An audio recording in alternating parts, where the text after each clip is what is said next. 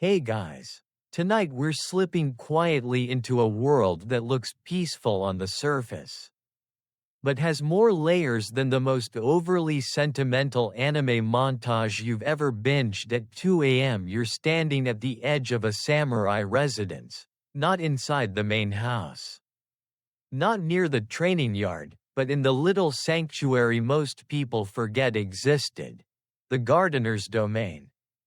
The air is cool, the early light is soft, and you can actually hear your own breathing, which, in this case, is good, because you're about to follow a man who takes slow living to such an extreme that you'd probably last 7 minutes before begging for Wi-Fi. Seriously, you wouldn't survive here, not even close. So, before you get comfortable, take a moment to like the video and subscribe, but only if you genuinely enjoy what I do here. And drop a comment telling me where you're watching from and what time it is for you right now. I love knowing how this little community stretches across the world. Now, dim the lights, maybe turn on a fan for that soft background hum, and let's ease into tonight's journey together. You take a few quiet steps forward, feeling the cool earth beneath your soles. The morning is barely awake, still stretching its limbs, and you find yourself watching the gardener, the samurai's gardener, move like someone who has rehearsed every gesture 1,000 times. He's not rushing. In fact, he might be the slowest person you've ever seen who isn't intentionally trying to annoy someone. His sleeves sway slightly with each movement, crisp and clean, even though he's about to get dirt under his nails for the rest of the day. He kneels beside a patch of gravel, running his fingers lightly over the stones as if checking their temperature. Their mood, their vibe? You aren't sure. It's too early for metaphysics. But he seems to be fluent in it. The first rays of sunlight land on his hands, warm gold brushing against skin that looks weathered but calm. The way people look when they've worked outside their entire lives and simply made peace with being part of the landscape. He picks up a rake, wooden, simple, slightly uneven in its teeth, and begins creating delicate arcs across the gravel. The lines curve like ripples, as if someone dropped a thought into still water. You follow the motion, the back and forth rhythm, and realize he's not just raking. He's conversing with the ground in a language where sound isn't needed. If he does it wrong, nobody would scold him. But he behaves as if this moment matters more than everything else in the estate. A soft breeze rolls through, carrying the faint scent of pine and something sharp you can't quite name. Maybe morning dew on moss? Maybe the existential dread of knowing he wakes up at 4 every day? Hard to tell. You notice how quiet everything is. No clang of swords. No training drills in the distance. Just the faint creak of bamboo shifting with the wind. Historians still debate whether samurai households truly maintained this level of serenity at dawn, or whether gardeners exaggerated their peaceful memories later in life. But right now, with the soft morning air brushing against your cheek, it feels entirely believable. He moves to a corner of the garden where a few fallen leaves rest on the stone path. They're not many, maybe 5, maybe 6, and yet he regards them like they're a full-blown battlefield cleanup. He picks each one up individually, almost ceremonially, as if every leaf has its own personality. One is stubborn, one curls in on itself. One flutters free just as he reaches for it, and you swear you see a tiny smile at the corner of his mouth. You're not imagining it. Gardening might be his job, but there's a playful patience woven into his routine. The kind of patience modern people only have when waiting for a package that shipped from the next street over. As he gathers the last leaf, you hear the subtle crunch of sand under his feet. He steps back, studies the path, and you can feel his mind assessing, adjusting, balancing. The idea that a path should simply look neat is too simplistic. For him, the path must feel like an invitation: soft curves, gentle angles, stones that seem to breathe with the earth beneath them. The garden isn't a space he maintains, it's a companion he listens to. Somewhere behind you, a faint wooden clack echoes across the courtyard. It's the sound of a shoji door sliding shut. The gardener doesn't turn around. He's used to the presence of the household waking behind him. The slow thud of sandals. The quiet shuffle of servants preparing the day. But he doesn't rush to join them. He never does. His duty starts here, anchored by the soil beneath his feet and the plants he has tended since before you were born, or, well, centuries before you were born. He pauses by a small cherry tree. Not yet in bloom, its branches thin and skeletal in the gentle morning light. He touches the bark with his fingertips. Not pressing, just resting. Listening. There's no joke here. He genuinely listens. Some ancient manuals suggest gardeners believed trees absorbed the emotions of those who tended them. Whether that's true or just poetic nonsense, you're not sure. Historians still argue over how literally these practices were taken. But you can see something shift in his expression, as if the tree told him a secret only he could hear. You watch as he checks a bucket of water drawn from the well earlier. The water is still cool, reflecting the pale sky. The bucket creaks slightly as he lifts it, and the scent of the wooden pail mixes with the morning air: damp cedar, old rope, the faint mineral smell of fresh water. He pours a thin stream at the base of a cluster of small shrubs. Careful not to splash. If this man ever spilled anything, it would probably violate his personal honor. The garden around you slowly wakes.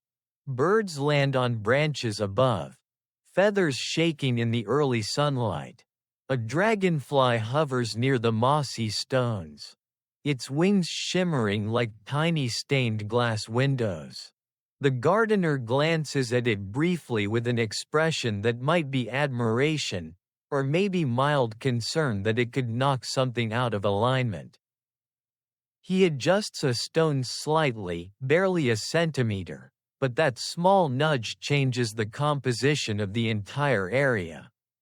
Suddenly the space feels different, more intentional. You can't explain it, but you sense the shift the same way you notice when someone moves your phone 2 inches on a table and the universe feels wrong.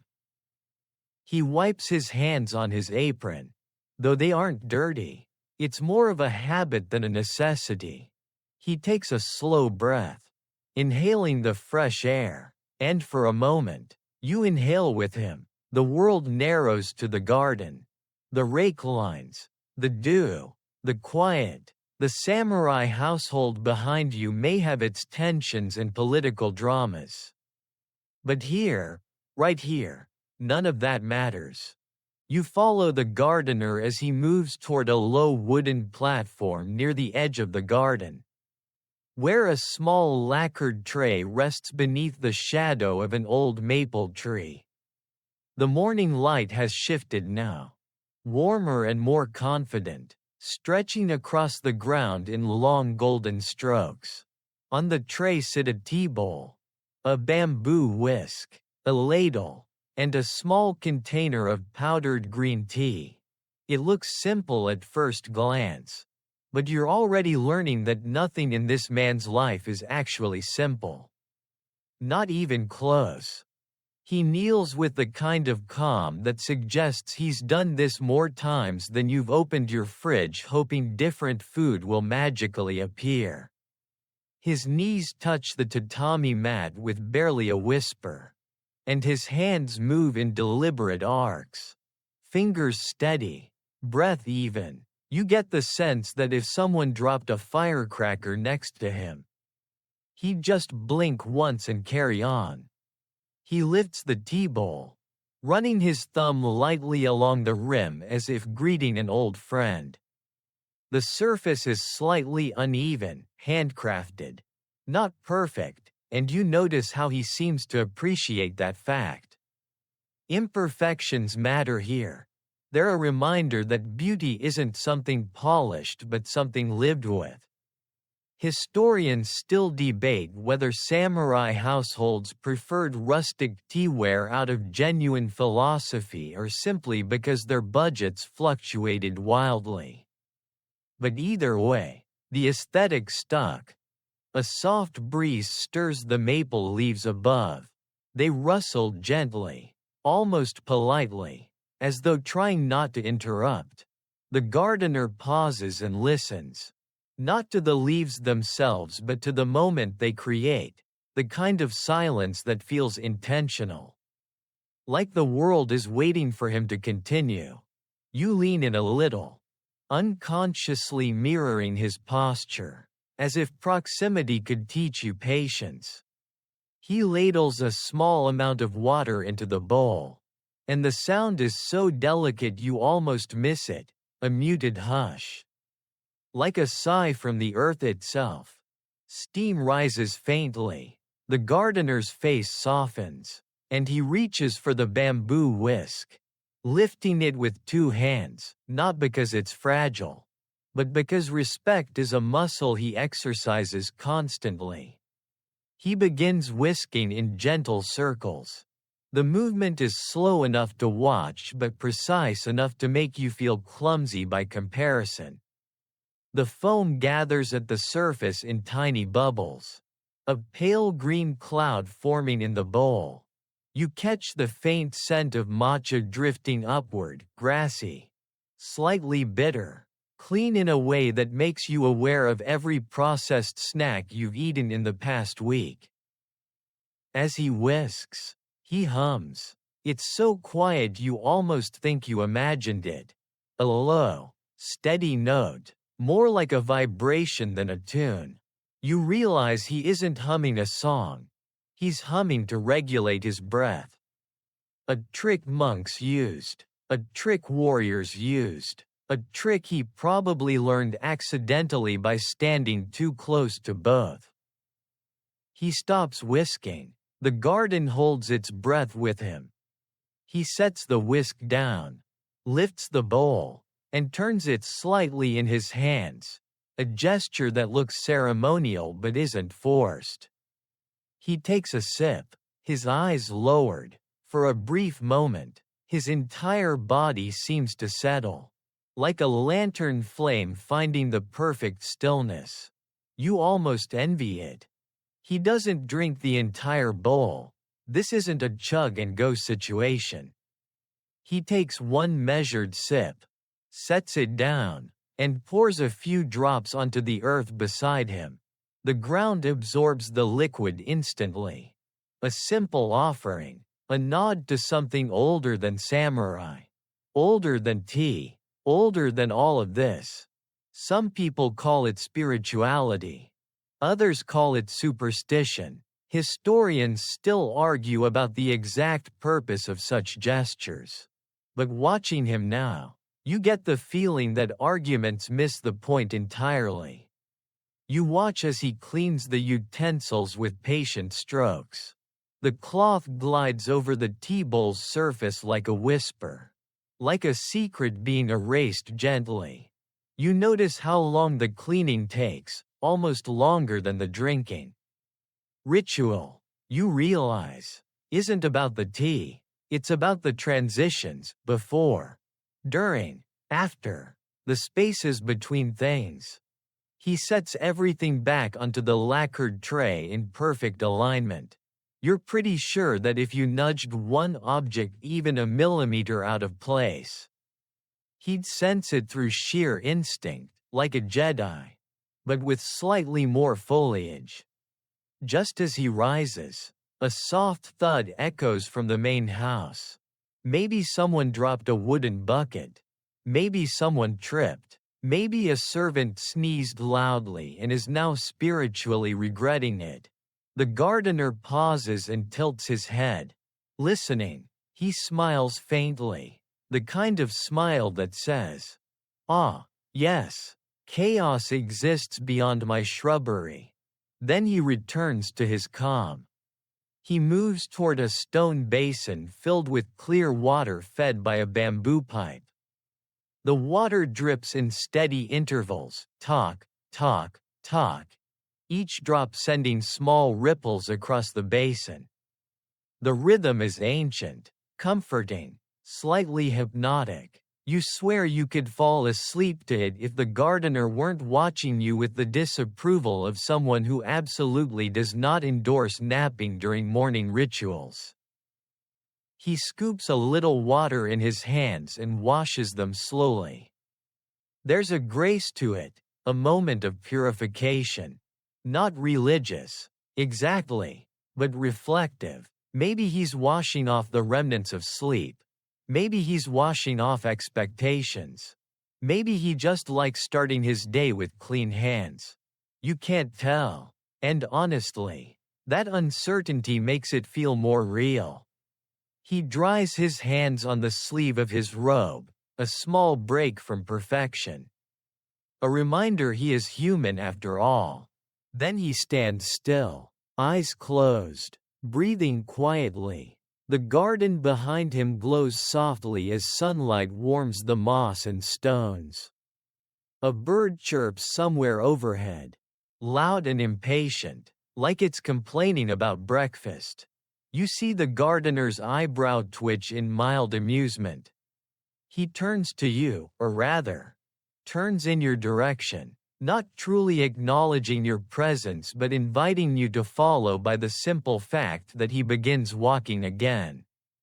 You feel the shift in his pace, slower than before, but also more grounded. The tea has done something to him, balanced him, anchored him, sharpened the invisible line he walks between duty and serenity.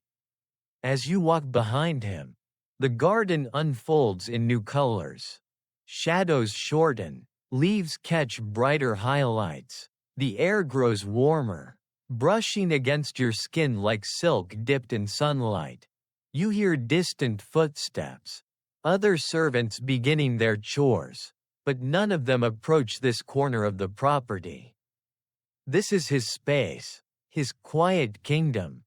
He stops beside a small patch of moss, kneels again, and reaches out with two fingertips to touch a tiny sprout pushing through the green.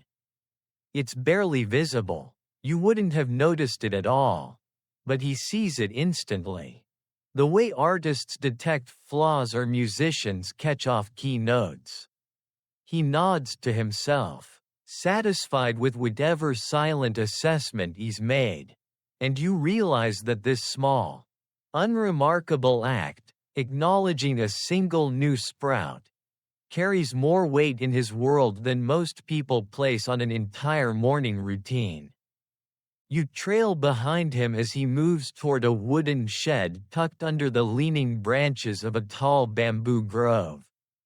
The shed isn't locked, you doubt it ever has been, because the only thing inside that could possibly be stolen is a broom made of tied reeds and maybe a coiled rope that smells faintly of last year's rain.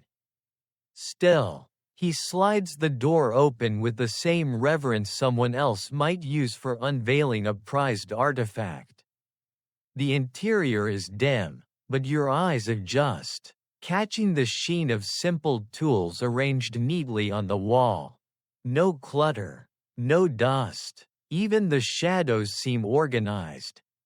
He reaches for a long-handled broom, its bristles worn but evenly trimmed. He tests its weight in his hands, not because he doubts it, but because it's a ritual. Everything he does carries a small ceremony inside it.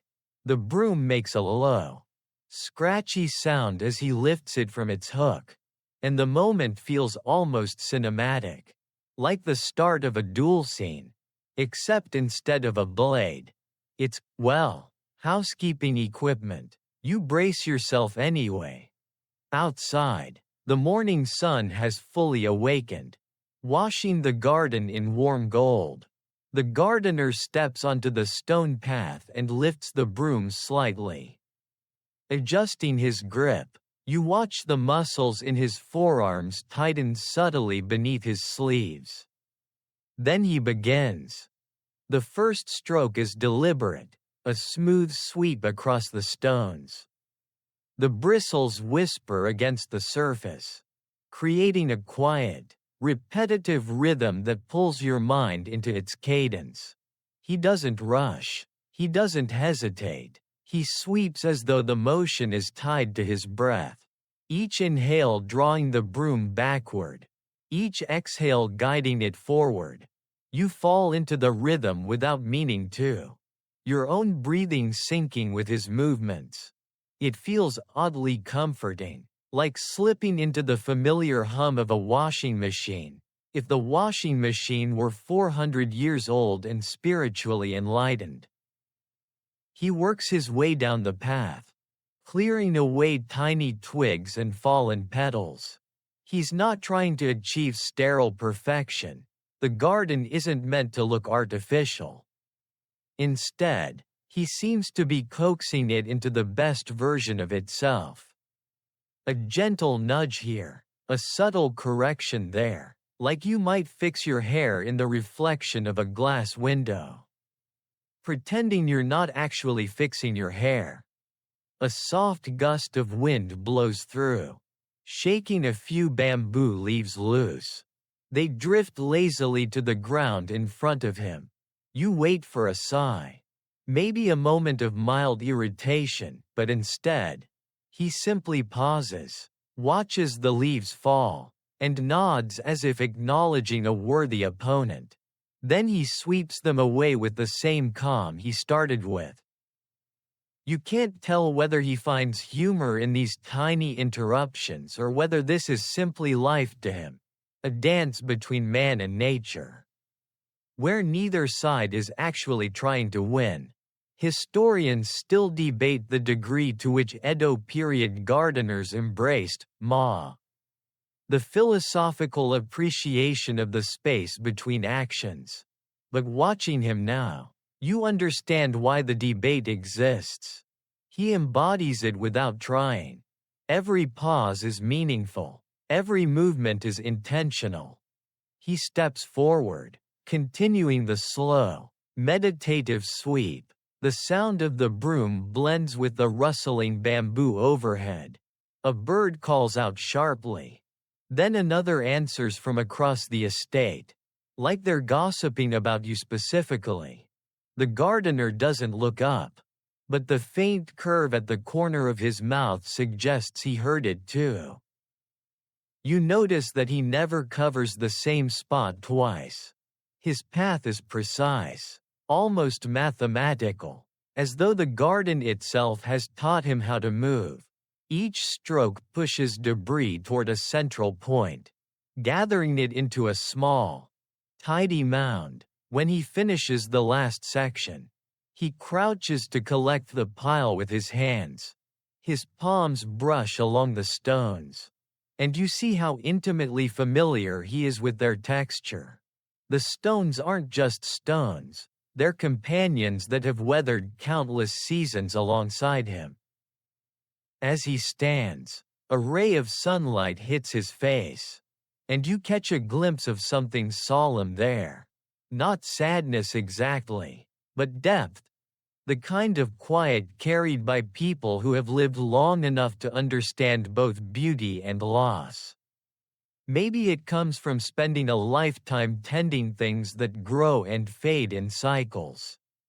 Or maybe it comes from watching the samurai household beyond the garden endure its own cycles of power, pride, and uncertainty. He walks toward the bamboo grove next, and you follow him under the canopy of tall, slender stalks swaying gently overhead. The air grows cooler here. The sunlight filters through in long green beams, turning the space into a quiet cathedral of rustling leaves.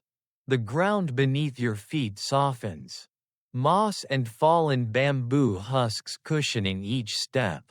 It smells earthy, fresh, and slightly sweet, like rain remembered. He lifts the broom again and begins sweeping the bamboo path. The sound is different here, softer, deeper, cushioned by the moss. The grove seems to listen. You almost feel rude for breathing too loudly. A distant thump echoes from the direction of the main house. Maybe a training session starting. The gardener pauses just long enough to register the noise, then returns to the sweeping with the unspoken conviction that a garden's peace must remain intact even when the world outside stirs restlessly. You find yourself grateful for that conviction. A stray stem of bamboo has fallen across the path. It's longer and heavier than the leaves he handled before. He lifts it, examines it with a practiced eye, and checks the color of its cut edge. You can't read its significance, but he can. He carries it to a small compost pile at the grove's edge, laying it down like a respectful offering. When he returns, he stops abruptly. At first you think something is wrong, but then you see it, a single stone slightly out of place, half buried in the soil, barely noticeable, but to him, it must look like a scream in the void. He kneels, adjusting it with the same care someone else might use to tuck in a sleeping child. One gentle press, one small rotation, the harmony returns instantly. You wonder how he developed such sensitivity. Was it taught? Was it instinct? Or was it simply the result of years spent listening to the quiet language of plants and soil? Historians still debate whether gardeners were chosen for their temperament or shaped by their environment. But either answer feels true in this moment. He rises slowly, letting the bamboo leaves above scatter shifting patterns of light across his face. He lifts the broom again, gives the path a final gentle sweep, and steps back to examine the result. His eyes scan the ground, the stones, the moss, the subtle arc of the path disappearing deeper into the grove. He nods once, a tiny nod, but the kind that carries entire philosophies behind it. Then he turns, motioning with the smallest inclination of his head for you to follow. The broom hangs loosely in his hand now, the morning's first labor complete. The garden breathing a little cleaner, a little calmer. You follow him toward a quiet corner of the garden where the air seems to thicken into something almost sacred. The bonsai area, even before you see them, you sense their presence, that tiny army of miniature trees standing on wooden shelves, each one shaped with the same precision someone else might reserve for carving a jewel. When they finally come into view, you feel a small, unspoken pressure settle on your shoulders, as if the bonsai themselves are watching to see whether you'll breathe too loudly. He steps onto the raised wooden platform, removing his sandals with the same calm ritual he's shown all morning. You hesitate, unsure whether you're supposed to remove yours too. But he doesn't look back, so you quietly pretend your shoes don't exist. The bonsai stretch across the platform in orderly rows: pine, juniper, maple, a few flowering varieties not yet in bloom. Each one sits in a carefully chosen ceramic pot, some cracked with age, some smooth and glossy, The gardener kneels beside an older pine whose trunk twists like it's telling a story. You can't help but lean forward, noticing how the bark feels ancient even from a distance, as if it remembers storms you've never heard of. He brings out a small wooden box. Inside, arranged with impossible neatness, lie his bonsai tools, tiny shears, a narrow rake, soft brushes, and a coil of copper wire so thin it gleams like a thread of light. He handles the tools the way a violinist handles a bow, not precious, but precise. He picks up the shears first. They're old but sharp, their handles polished smooth from decades of use. You watch as he studies the bonsai, his eyes tracing each branch, each needle, each subtle angle. This isn't just maintenance, it's a conversation, one you feel vaguely underqualified to observe. He makes the first cut, a tiny snip that barely disturbs the silence, and you swear the air shifts around you. The bonsai's silhouette changes by a fraction of a centimeter, but somehow it feels like watching a sculptor reveal a hidden curve in marble. You exhale slowly, unsure why you were holding your breath. He works carefully, snipping away needles that stick out too boldly, trimming a branch that overreaches, brushing away debris with slow, mindful strokes. The brush barely makes a sound, but you can sense the intention behind each movement. A small joke sneaks into your head. If you were this deliberate in your own life, you'd probably be way less stressed, though still confused about why you're up at 3 in the morning watching a gardener's ASMR routine. As he trims, he occasionally tilts the bonsai toward the sun, turning it slightly so the morning light hits its front-facing side. Some ancient gardening texts suggest this rotational ritual was believed to foster harmony between tree and caretaker, though historians still debate whether gardeners genuinely believed the trees appreciated the view or whether they just wanted even growth. The gardener seems to fall squarely into the "tree deserves equal sunlight" camp, no debating required. He sets the shears down and reaches for the copper wire. You feel a slight nervousness rise in your chest. Wiring bonsai is delicate work, shaping a living tree without hurting it. But he handles the wire with the tenderness someone else might reserve for holding a sleeping baby. The joke occurs to you, don't say it out loud, that if you gave him a tangled set of headphones, he could probably solve world peace. He wraps the wire around a branch slowly, guiding it into a gentle curve, not forcing it, not bending it sharply, just giving it a nudge toward its intended form. You can almost sense the bonsai leaning into the adjustment, like someone settling comfortably into a pillow after shifting positions. Sunlight flickers through the leaves above, dancing across the gardener's hands. The copper wire glints like a thin river of fire. You listen to the soft slide of his fingertips as he checks the placement, adjusting the angles so subtly you barely see the movement. Once the wiring is complete, he sits back on his heels, hands resting quietly in his lap.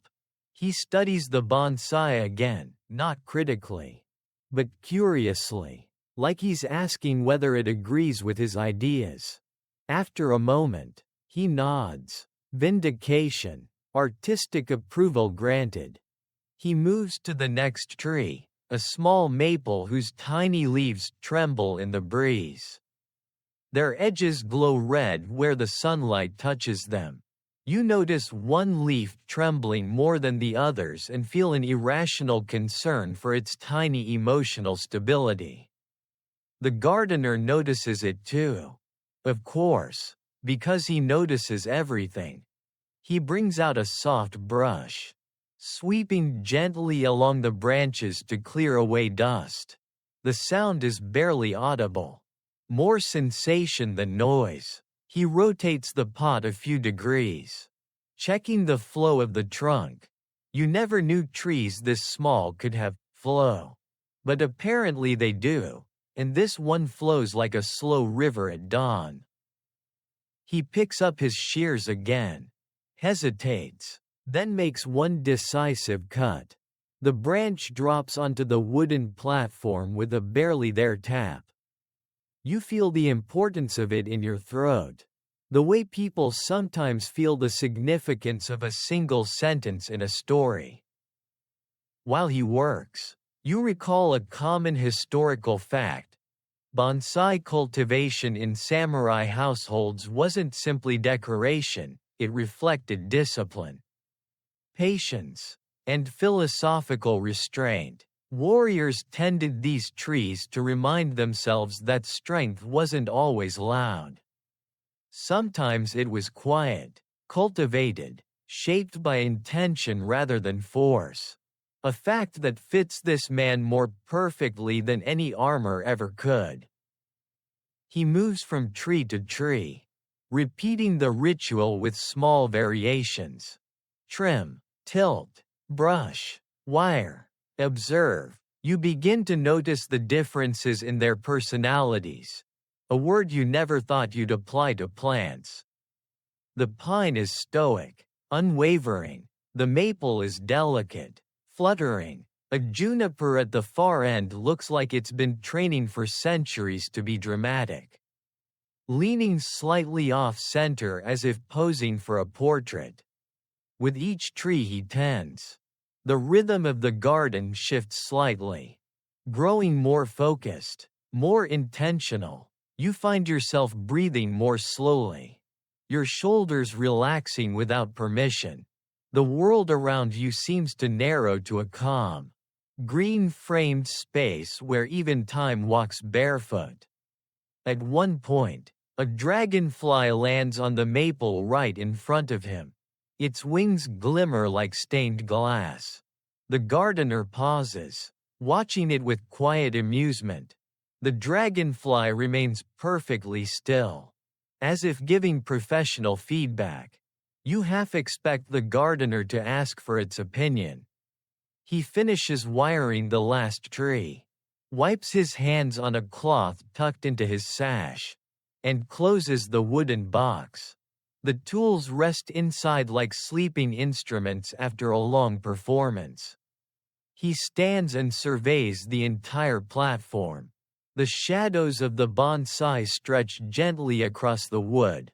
A faint breeze rustles their leaves in soft, overlapping whispers. Everything feels balanced, not perfect, but alive.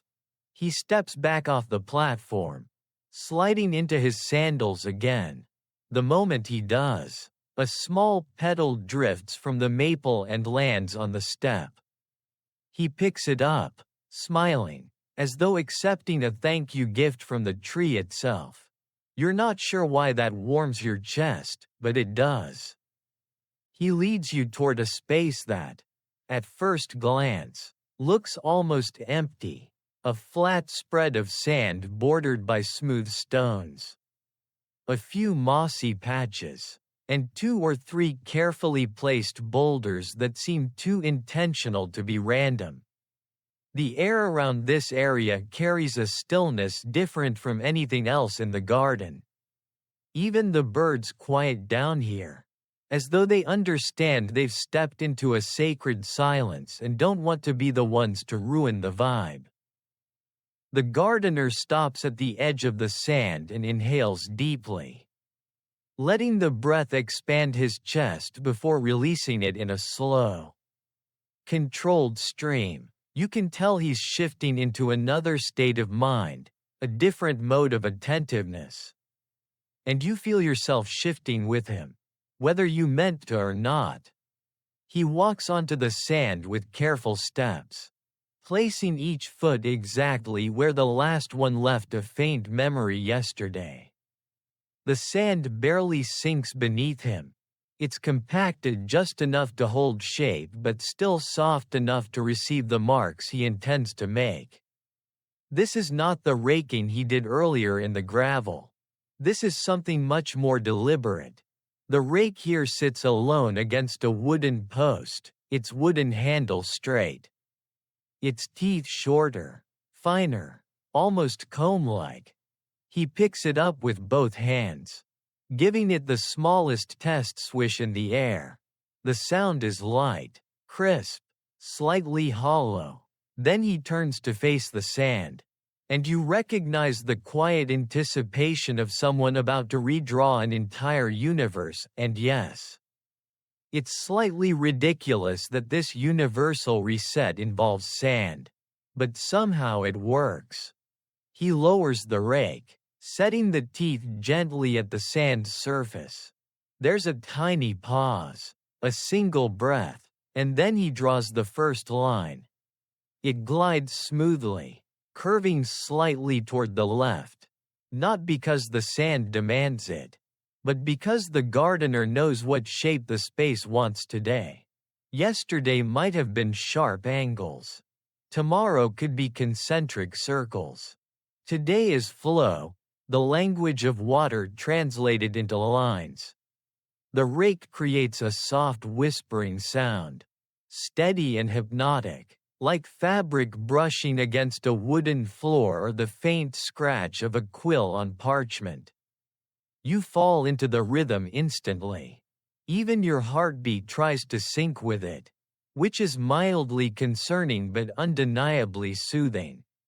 He draws long, sweeping arcs first, each beginning at the garden's edge and curling toward the boulders like waves pulled toward islands. The sand piles delicately along the edges of each groove, casting tiny shadows that add depth to the pattern. The entire surface becomes a living canvas, though the only audience is you and the gardener, and, perhaps, the stones, which somehow look more dignified now. A breeze flows through the area, rustling the bamboo at the perimeter. A few leaves drift down but stop short of landing on the sand. You're not sure whether it's luck or some ancient pact between nature and art, but it feels suspiciously respectful. He steps back, examines his first set of lines, and moves to the opposite corner. You notice he never steps on the freshly raked surface.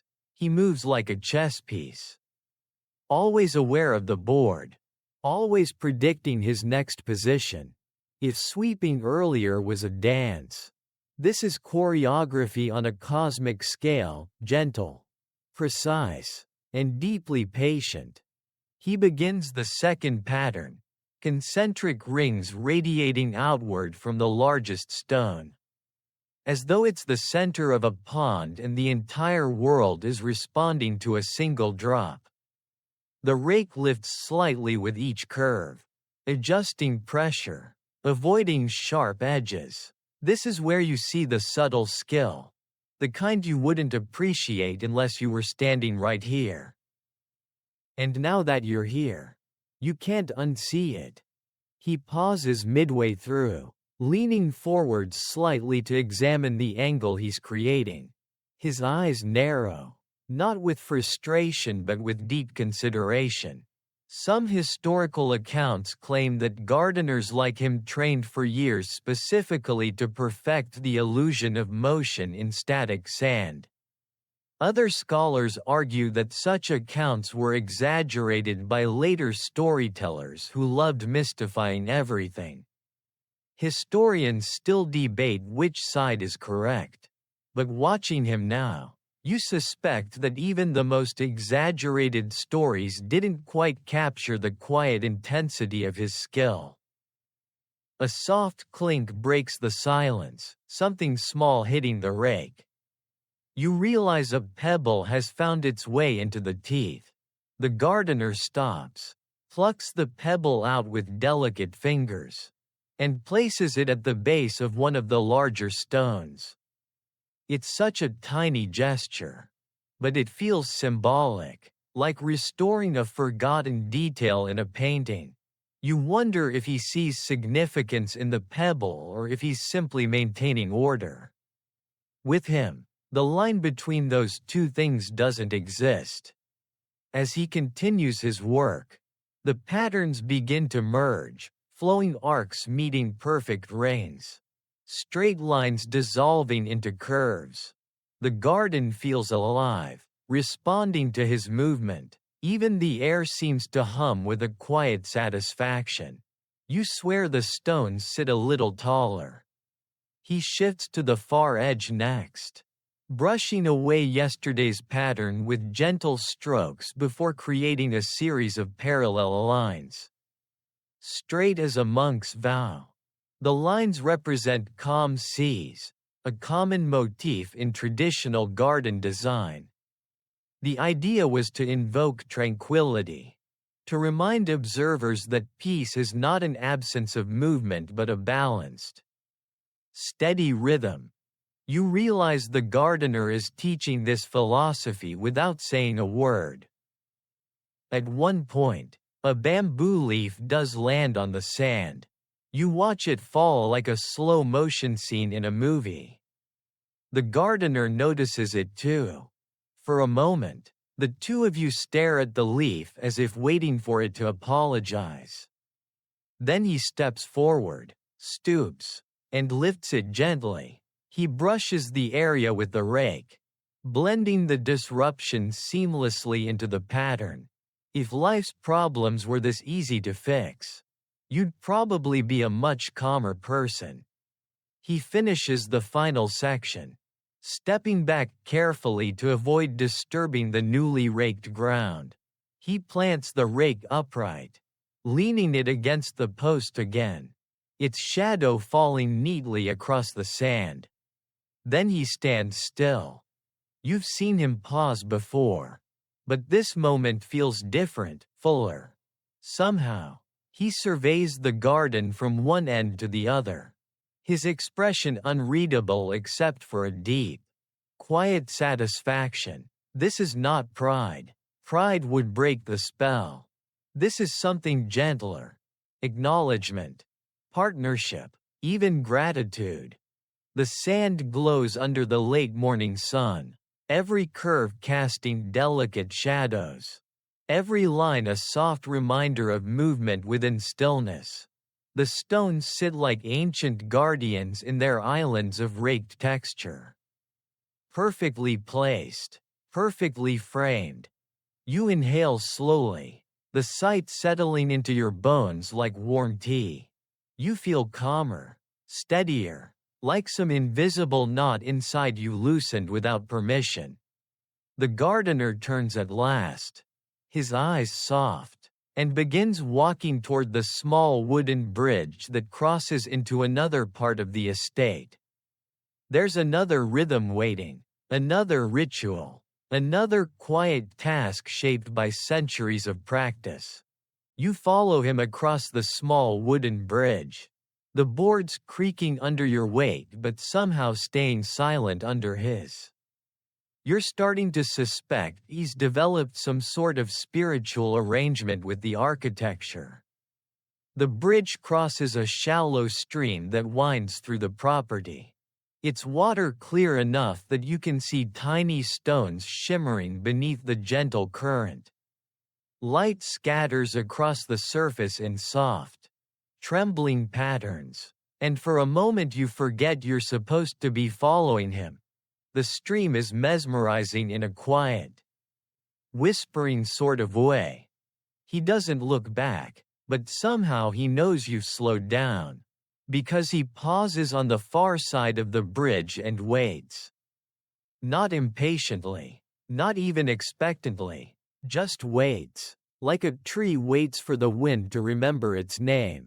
When you finally catch up, he gives the slightest nod and continues walking along a narrow dirt path shaded by tall bamboo.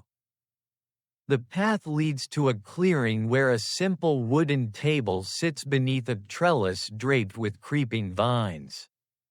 The table is unremarkable, worn by decades of sun and rain, but the objects on it are arranged with the same precise order you've seen everywhere else in this garden. A knife, a small ceramic bowl, a few vegetables laid out neatly on a tray. This is his space for preparing midday snacks or light meals, nothing elaborate. Nothing that resembles the dramatic feasts you've seen in period dramas. Just simple, intentional nourishment. He lifts one of the vegetables, a long, pale radish, and inspects it with a focus that would make a jeweler jealous. You never thought a radish could be studied this way. But here you are, watching a man weigh the soul of a root vegetable. The radish passes inspection, apparently, because he sets it down and reaches for a cloth to clean the surface before slicing. The knife makes a soft shick as it glides through the radish. The sound is crisp, satisfying, the kind of noise cooking channels use to make you think your life will improve if you buy a particular cutting board. He slices with a steady rhythm, each piece falling neatly into the bowl. Each movement perfectly in control. You realize he handles kitchen work the same way he handles the garden, with measured breath, clean intent, and a level of calm dedication that makes your own lunchtime routine look like a chaotic food-themed crime scene. He adds a few leaves of shiso, tearing them gently with his hands rather than using the knife. The scent drifts up, sharp, peppery, fresh, instantly grounding. The leaves scatter into the bowl with quiet softness.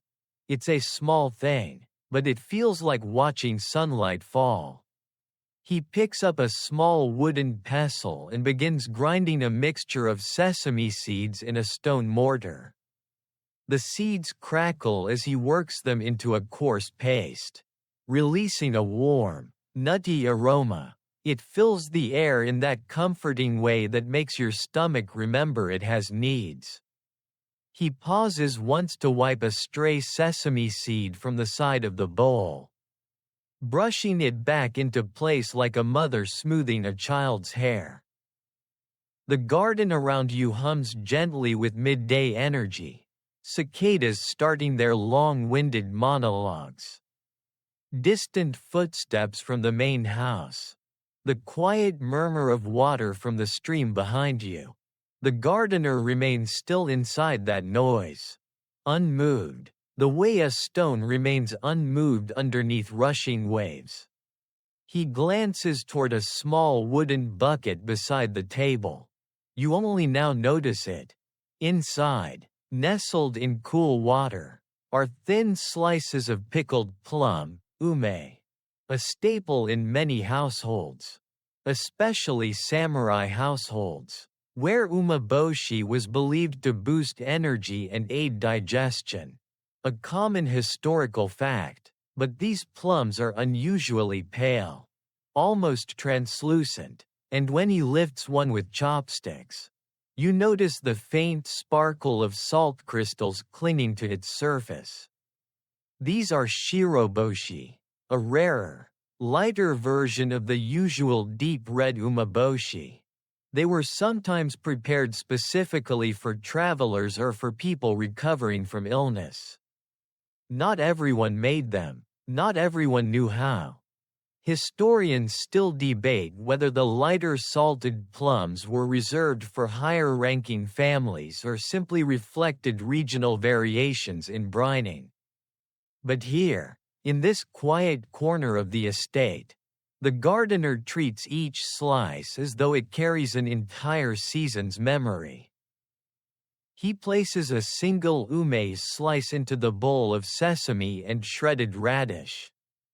The combination looks simple, humble even, but something about the way he mixes it, slow, circular motions, soft taps of the pestle, suggests a layered meaning. Ritual, care, continuity. He scoops a small portion into a lacquered dish and sets it aside. You half expect him to offer it to you. But of course he doesn't. You're a ghost in this world, an observer, not a participant, so you watch as he prepares his own midday moment of nourishment. He sits at the table, back straight, hands resting lightly beside the dish. No rush, no hunger-driven impatience, just presence. He lifts one small bite of the mixture and brings it to his mouth. His eyes close slightly. There's no dramatic expression, no cooking show theatrics, just quiet appreciation. Like he's tasting not just the food but the morning that led to it. He eats slowly, savoring each bite. You realize that this, even this, is a ritual. A moment of grounding before the rest of the day unfolds. He finishes the small dish, wipes the bowl gently, and sets everything aside to be cleaned later. The knife is rinsed in a basin of cool water, then dried with a cloth so finely woven you wonder whether it was made specifically for moments like this. He stands, stretches his arms slightly, and you hear the faint crack of a joint settling back into place. Even his stretching is slow, deliberate. You try to imitate it and nearly pull something. There's your light joke quota for the section. Apparently serenity is not transferable through observation. He moves next to a bamboo basket hanging from a hook under the trellis. Inside it rests a small bundle wrapped in cloth, the gardener's lunch. He unties it and checks its contents, a simple rice ball, a few slices of preserved daikon, and one perfectly folded sheet of nori. He doesn't eat it now, lunchtime is still a while away, but he inspects it the way a craftsman checks his tools before a long day's work. He ties the cloth again, returns the bundle to the basket, and then turns toward the stream. You follow silently, feeling the shift in his energy. He dips his hands into the cool water, washing away the faint traces of sesame, salt, and leaf. The water ripples outward, catching sunlight in broken beads of silver. When he stands again, he looks toward a shaded path leading deeper into the estate, where the bamboo opens into a broad clearing used for light exercise and occasional martial demonstrations. The gardener steps toward it now, the calm rhythm of meal preparation fading as a new ritual quietly waits for him. He walks toward the clearing with a pace so calm and unhurried that you think he might simply be going to admire the sunlight. But the moment the canopy thins and the bamboo parts, you see it, a small training space. Its ground tamped flat by years of footsteps. Its edges lined with stones shaped by weather and time. It isn't a warrior's dojo, no racks of weapons, no drum signaling drills, but a quiet, humble patch of earth where movement matters more than spectacle. The gardener steps onto the clearing and slips off his sandals again. You notice the way his toes spread slightly against the soil, testing its warmth, the firmness beneath. The air shifts around him, becoming still, expectant. This is the kind of stillness that lives right before something begins, not dramatic, not thunderous, but thoughtful, like the quiet heartbeat of the world. He lifts his arms slowly, exhaling as they rise, inhaling as they fall, a simple motion, almost too simple. You think at first he's stretching, but then his feet begin to shift, heel, ball, toe, in a rhythm so faint you almost miss it.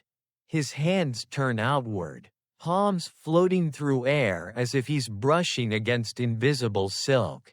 And then you understand. He's practicing martial forms. Soft forms.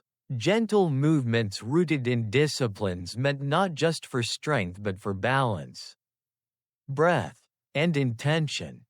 You watch him sink into the first stance. Knees bent, spine tall, arms extended. The motion flows seamlessly into the next, a low step. A slow sweep of the hand. A controlled pivot that sends a small swirl of dust curling off the ground. He moves with the grace of someone who has repeated these forms thousands of times. Not because he wants to be a warrior, but because discipline threads through all parts of his life. From trimming bonsai to cutting radish to standing here now under the shifting patches of sunlight. A common historical fact comes to mind. Even gardeners and artisans in samurai households were often trained in at least one form of martial practice. Not to fight on the battlefield, but to strengthen the body, sharpen awareness, and harmonize breath. But the way he moves reveals something more delicate than the usual training routines, something closer to Eiki. The older practice of redirecting energy rather than resisting it. He lifts one arm slowly, imagining an opponent's strike. His hand circles, lightly guiding the imaginary force away before stepping softly to the side. The movement is so fluid that you feel your own shoulders relax. As if being gently untangled. He pivots into the next posture, a step forward. A turn, a palm rising like a leaf on a breeze. Then comes the rare detail. He performs a motion you don't recognize, a small spiral of the wrist combined with a heeled turn that seems too subtle to be martial. But you've read enough to know this probably isn't improvisation. There were obscure internal exercises practiced by estate workers influenced by wandering monks who traveled through rural provinces centuries ago. Some historians believe these micro-forms were meditative techniques disguised as self-defense drills. Others argue they were simply warm-ups integrated into gardening routines to prevent injury. Historians still debate the origins. But here, watching him now, the movement feels like a secret preserved in bone and breath. He shifts to a different stance, wider, grounded, and begins a slow, controlled series of palm strikes. They're not fast, not forceful, but they carry weight. You can feel it in the air. Like a soft pressure moving between him and the space around him. Dust lifts with each push, drifting in lazy spirals that catch the sun. You wonder what it would look like if he moved at full speed. Probably like a gust of wind deciding it had a personal vendetta against gravity. He steps forward, turns, then lowers into a deep stance. His fingertips hover just above the ground, tracing a faint arc in the dust. His breath steadies, long inhale, slow exhale, and you mirror it without meaning to. His movements string together like verses in a quiet poem. You don't need words to understand them. The rhythm tells you everything. He rises from the stance, twisting smoothly. One arm guiding an imaginary attack past his shoulder while his other palm presses gently forward. The gesture is so understated you almost laugh at how easily he'd defeat you in a confrontation even though he's currently moving at the speed of a sleepy cat. That's joke number 1, you. Bravely losing to a man performing martial arts in slow motion. A breeze sweeps across the clearing, stirring bamboo leaves into a hushed chorus. Their shadows flicker over his face and robes. The moment is serene, but then a cicada screams from somewhere above, shattering the peace with the enthusiasm of someone who has never learned volume control. He pauses for half a second, eyes narrowing at the tree canopy as if considering negotiating a ceasefire. That's joke number 2, the gardener versus a cicada in a battle of spiritual composure. He continues the sequence unfazed, shifting into a balance form, one leg lifted, foot flexed, arms extended. The posture is clean, unwavering, the kind of balance most people can't achieve even with a yoga mat and 3 YouTube tutorials. He holds it for several breaths, then lowers gently, the transition so smooth you barely notice the shift. A faint sound echoes from the main house, wooden swords clashing in a distant training yard. The gardener slows his movements. Listening, his expression changes, not alarm, not curiosity, but awareness. The house is awake now. The samurai are beginning their own rituals. Their training will be louder, sharper, far heavier than the quiet discipline he practices here. 2 worlds existing side by side, one built of steel, one built of soil, and yet you sense he has touched both in ways he doesn't speak of. He shifts into one last form, a quiet bow, hands lowering to his sides, breath settling into stillness. A soft exhale marks the end. You feel a strange sense of completion, as though you have witnessed something private and sacred, something he doesn't hide, but doesn't advertise either. He steps to the side of the clearing and retrieves a cloth from a small wooden box. It's plain, well worn, and he uses it to wipe his hands and forearms, not because he's dirty, but because the ritual isn't finished until the body is still, clean, and quiet. Then, almost unexpectedly, he smiles. Not at you, not at the clearing, but at the way a bamboo leaf spirals through the air before settling on the ground. A perfect landing, soft, balanced, as if the garden just acknowledged his practice. He retrieves his sandals, sliding them on with a faint thump, and begins walking toward the sound of water. The stream continues downstream into a shaded grove where ancient stones line the banks and wooden waterspouts create a soft, rhythmic tapping, a space you glimpsed earlier from afar. The gardener moves toward it now, his pace steady, as though the next ritual of the day is waiting for him there, waiting quietly, patiently, like an old friend who never knocks. He walks toward the sound of water with the quiet confidence of someone who knows every stone, every ripple, every subtle bend of the stream by heart. You follow closely behind, listening as the air shifts and cools, touched by the damp softness that always gathers near moving water. The path narrows, framed by moss-covered stones that glisten faintly under the filtered sunlight. The stream itself is just ahead, you can hear it now, trickling gently over smooth pebbles, its voice steady and ancient. You step into the shaded grove, and the temperature drops pleasantly, like the world has exhaled. Before you is a small wooden waterspout, a shishi-adoshi, the kind used in gardens to create that rhythmic clacking sound that startles deer and, occasionally, distracted humans. The bamboo pipe fills slowly with water from the stream, tips downward with a soft whoosh, and then snaps back against the stone support with a hollow talk. The sound echoes lightly through the grove. The gardener approaches the waterspout with a familiarity bordering on tenderness.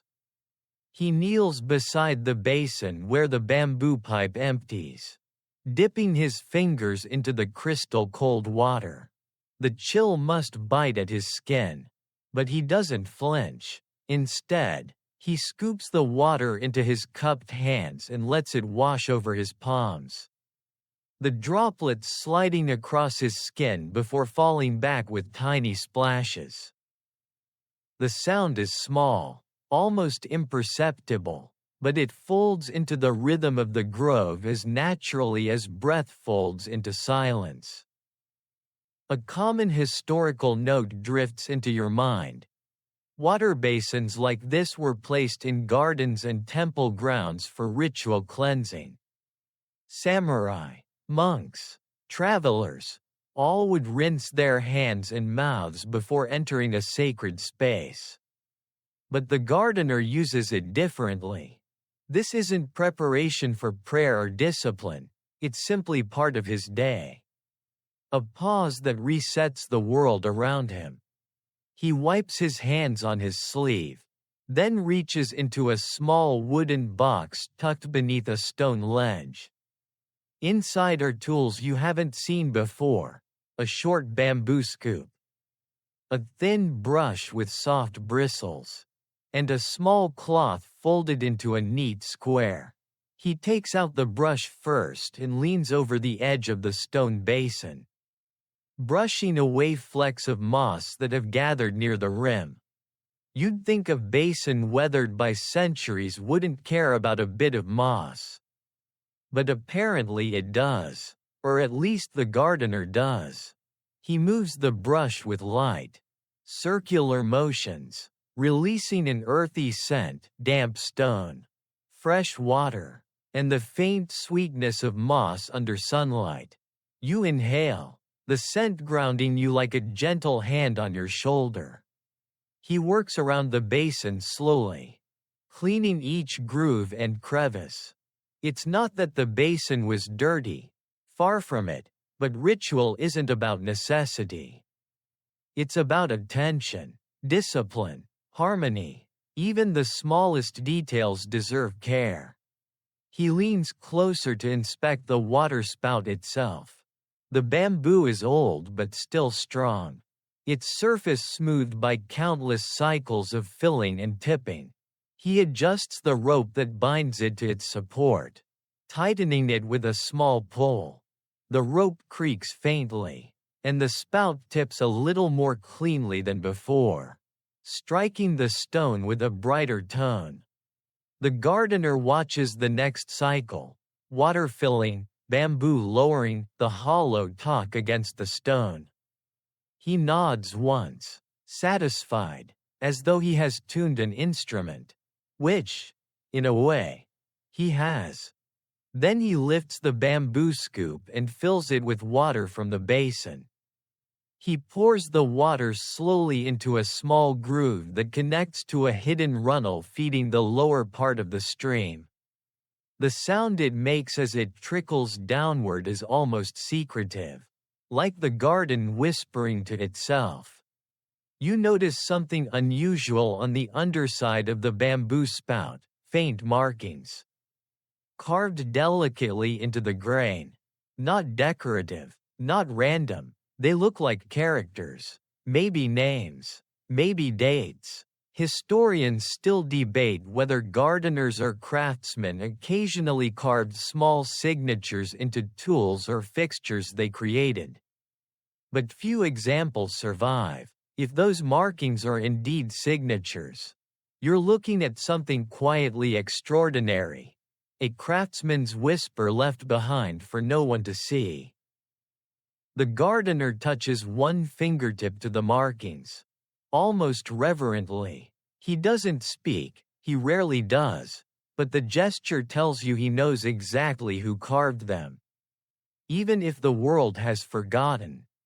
He sets the scoop down gently and reaches for the cloth. He dips it into the water and drapes it over a rounded stone, wiping away the faint sheen of algae that has gathered along its top. The stone glistens afterward, slick and luminous, like it has awakened under his touch. Sunlight filters through the grove and catches the wet surface, scattering light in tiny shards. A dragonfly darts past, skimming over the stream with the overconfidence of someone who thinks gravity is just a suggestion. The gardener watches it with the softest smile. That's your first light joke for this section. Even the insects here behave like they've been trained in mindfulness. He stands up slowly, his knees barely making a sound, unlike yours, which complain loudly enough that you hope he didn't hear. There's the second joke, your bones protesting in a garden designed for serenity. He walks a few steps downstream, stopping where the stream widens into a shallow pool ringed by mossy stones. The water here is clearer than glass. Tiny fish dart below the surface, silver flashes that vanish the moment you try to focus on them. He crouches, reaches in, and lifts a small stone from the bottom. He examines its shape, turns it in his palm, and then, quite unexpectedly, places it upright on one of the flat stones at the pool's edge. From a distance, you might think it's random, but up close, you can see the intention. The way its angle mimics the tilt of another stone upstream. The way its shadow falls in gentle balance with the moss behind it. This is the obscure detail. Garden stones were sometimes positioned according to seasonal sunlight, forming subtle patterns only visible during particular times of day. It's a quiet way of letting time paint the garden. He steps back, assessing the placement. The stone seems to settle into its new role as though it had been waiting centuries for this exact moment. The pool ripples, catching the stone's reflection and doubling it. Half stone, half wavering light. He returns to the basin, wipes the tools carefully, folds the cloth, and places everything back into the wooden box. Then he stands with his hands resting lightly at his sides, eyes closed, listening. The talk of the waterspout, the murmur of the stream, the rustle of bamboo, the steady breath of the garden. For a moment, all sound blends into one long, soft exhale. Then he opens his eyes and looks toward a narrow trail that curves back toward the main estate, toward the place where he will soon greet the samurai himself. Not with grand ceremony, but with a quiet bow and a stillness sharp enough to be its own kind of discipline. He follows the narrow trail back toward the main estate, and you sense a different kind of quiet settling over him. Not the contemplative quiet of bonsai trimming or the meditative quiet of water rituals, but something more formal, more deliberate. The air itself seems to shift as you approach a wider courtyard framed by wooden corridors and neatly swept stone paths. The sunlight filtering between the roof beams glows softer here, as though it knows who you're about to encounter. The gardener slows his pace, adjusts the drape of his sleeve, and smooths his robe in one fluid gesture. There's no vanity in it, only respect. You feel something change inside you as well. The faint tightening of posture that happens instinctively when stepping into a room where someone important resides. A figure stands at the far end of the courtyard, facing the garden beyond, tall, still, draped in robes of subdued color, muted blues and grays. The palette of someone who doesn't need bright fabric to be noticed. His hand rests loosely on the hilt of a sheathed katana, not gripping it, just touching it like a natural extension of himself. Even from this distance, you can sense the stillness radiating from him, a calm so deep it's almost unsettling. The samurai. You've sensed his presence around the estate, felt the echo of his world, steel, honor, rigid discipline, but this is the first moment you see him directly. And suddenly the garden, for all its tranquility, feels like a threshold between two different universes. The gardener steps forward and kneels. Bowing with quiet precision, the samurai turns his head slightly, acknowledging him with a small nod, nothing more. But even that tiny gesture feels weighty, like a stone dropped into deep water. You stand at a respectful distance, feeling oddly transparent, as though you've slipped into a memory not meant for you.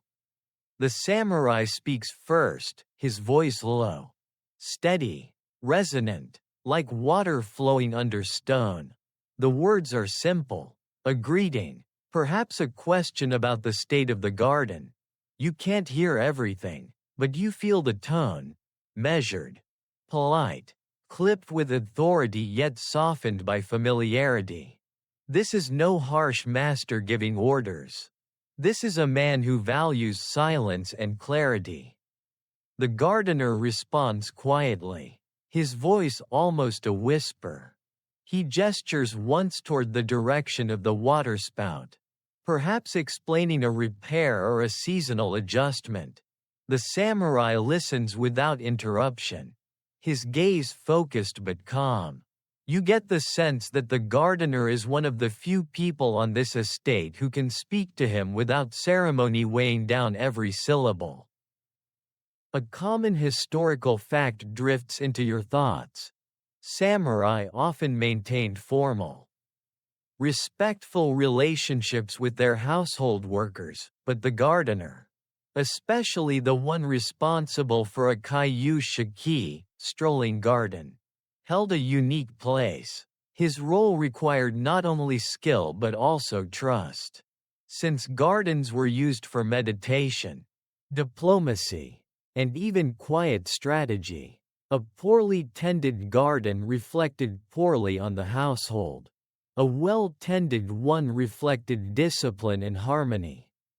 The samurai kneels slowly, lowering himself into a seated position facing the garden.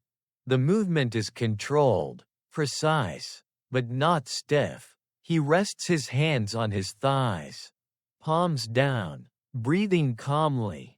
The gardener remains kneeling beside him, slightly behind. It's a humble placement, but one that still grants him presence.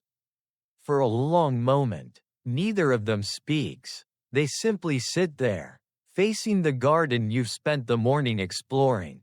The wind sweeps across the courtyard, brushing against the hem of the samurai's robe and sending faint ripples through the gravel. The rhythm of the waterspout can still be heard in the distance, soft, steady, grounding. The samurai finally breaks the silence. His words are short, but his tone carries meaning. You hear the name of a tree, the small maple the gardener tended earlier, and a reference to its growth this season. It surprises you. You didn't expect a warrior to notice the subtle changes of leaves and branches.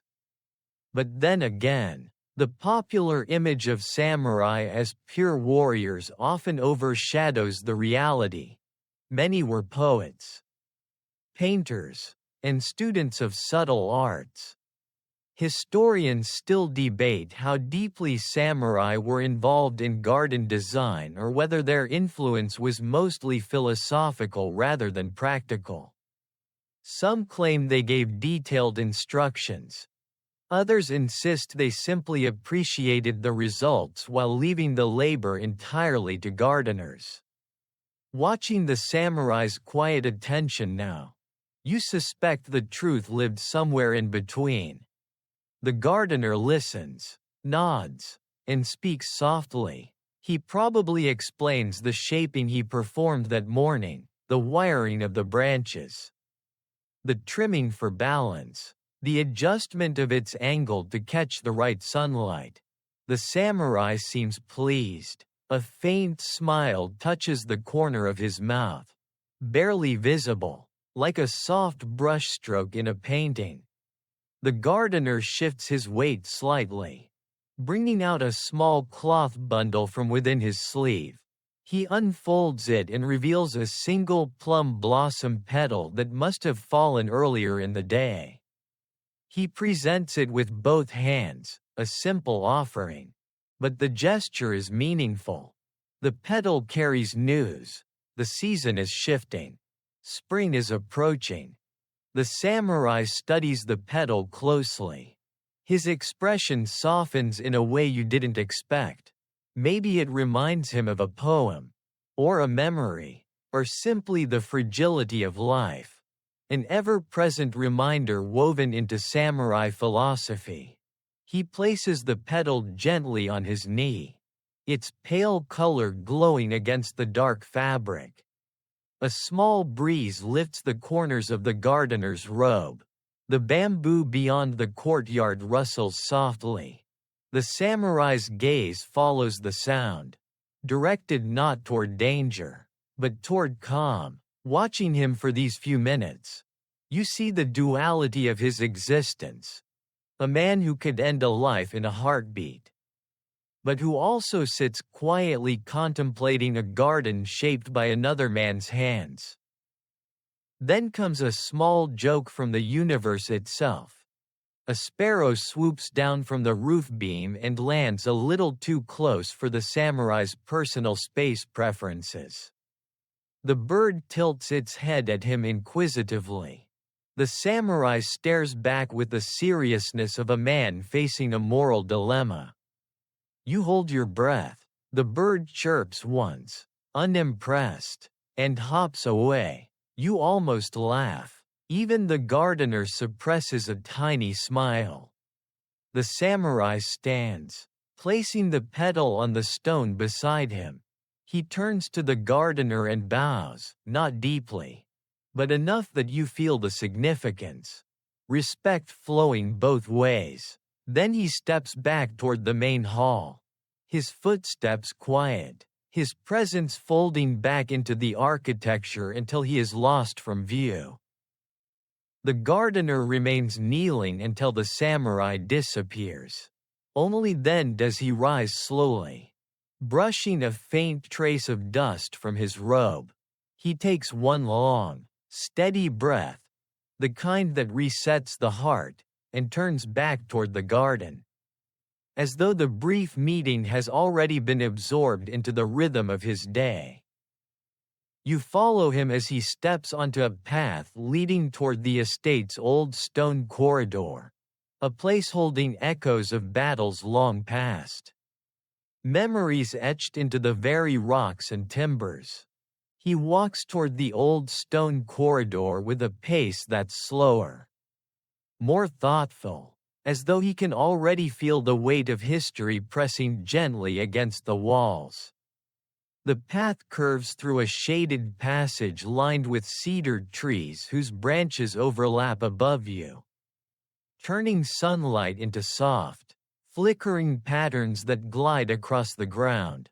Each step you take feels heavier than the last, not burdensome, but aware, like your feet understand the gravity of where they're going.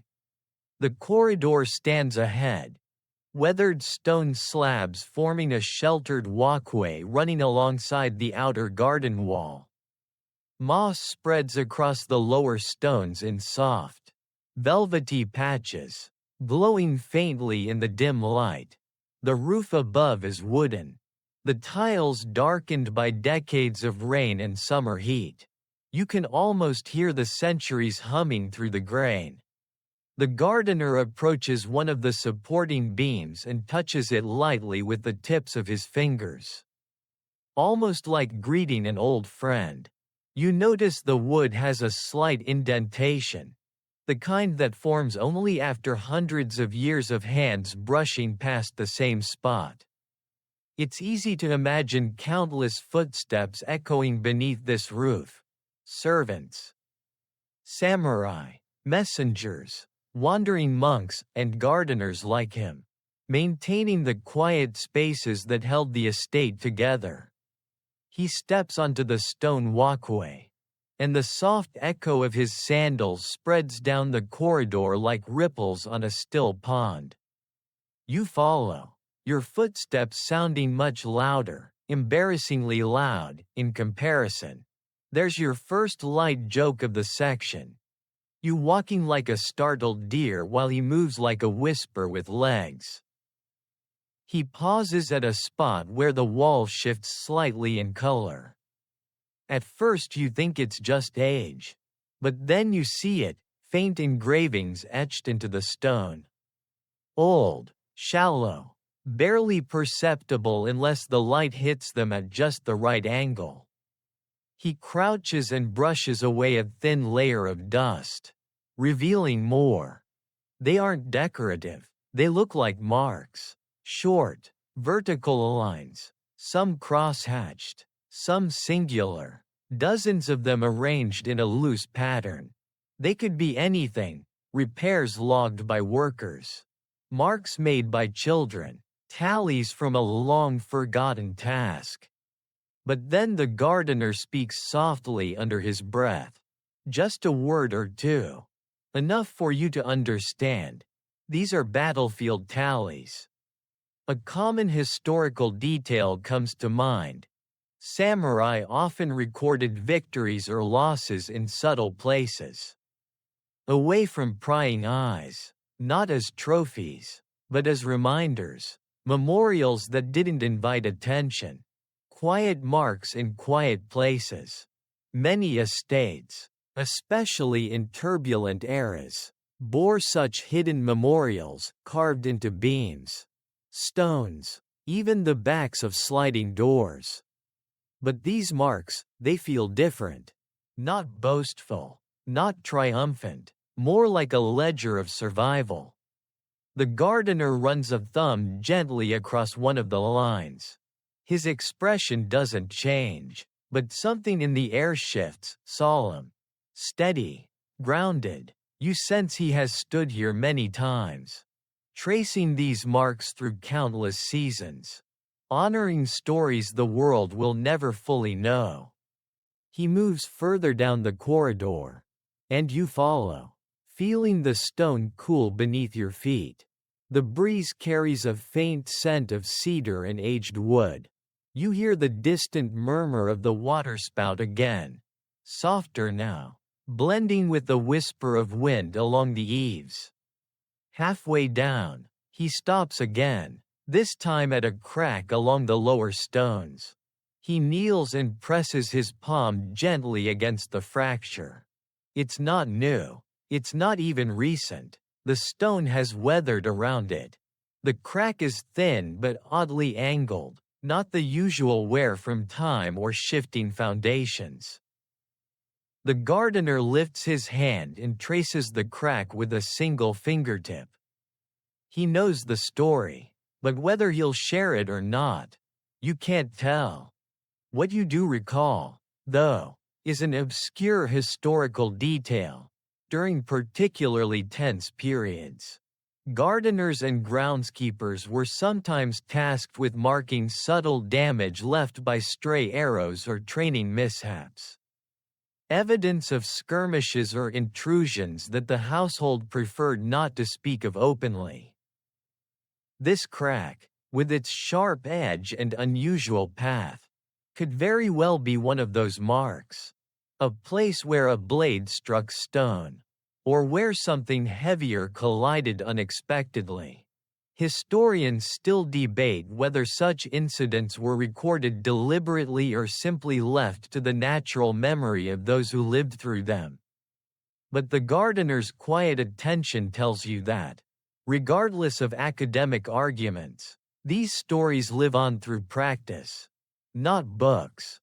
He rises slowly and walks onward, the corridor's wooden beams creaking softly overhead. The noise is gentle, almost comforting, like the structure clearing its throat after a long silence. At the end of the walkway, he stops beside a narrow alcove built into the wall.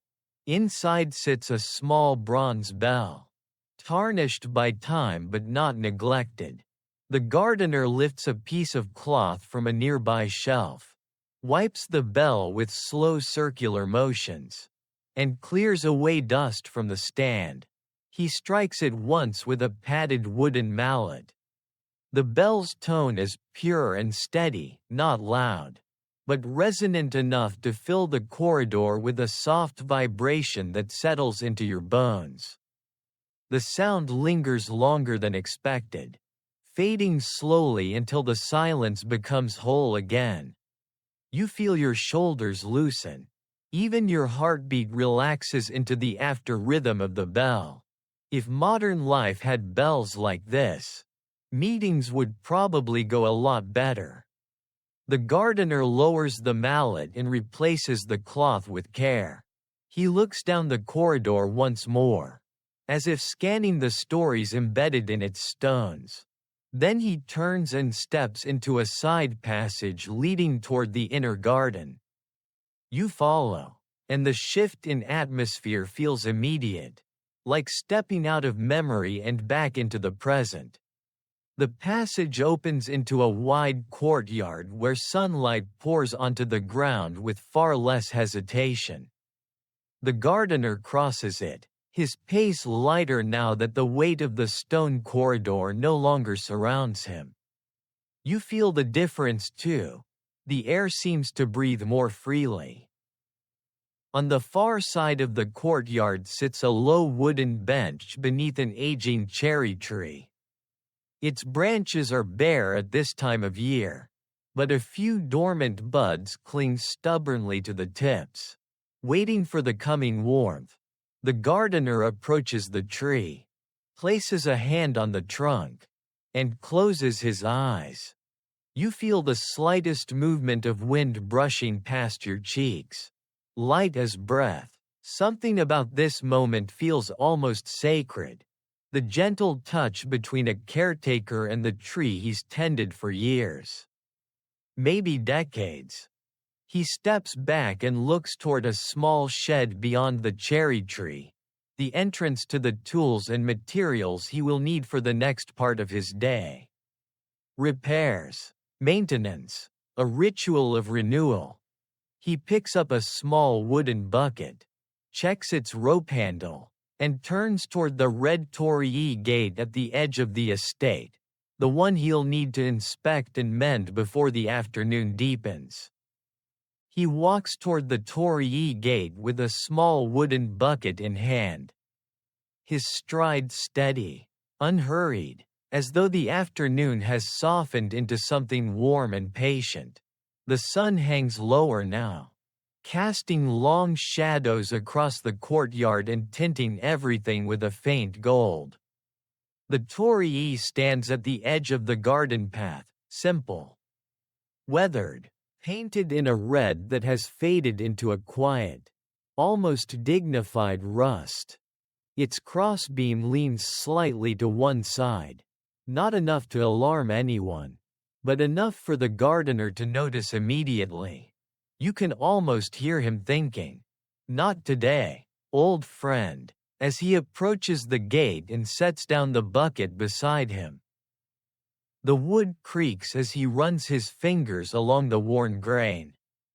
The texture is rough in places, smooth in others where countless hands have passed.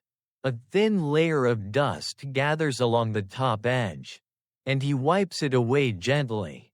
Even the dust seems to lift itself with respect. The bucket contains a few tools, a cloth, a small pot of red pigment mixed with natural oils, a brush, and a handful of wooden wedges used for stabilizing joints. Nothing that looks impressive, but each tool carries the same quiet purpose as everything else he owns. He examines the base of the gate first. Tiny cracks run along the footing where the posts meet the ground, shallow, but widening. The soil around them has shifted from recent rain, softening the foundation. He kneels, pressing his palm lightly against one of the cracks, feeling the give of the earth beneath. His brow furrows, not in worry, but in consideration. A common historical fact comes to mind: torii gates. especially those within samurai estates, weren't merely decorative, they symbolized passage, from the mundane to the sacred, from the outer world to an inner spirit.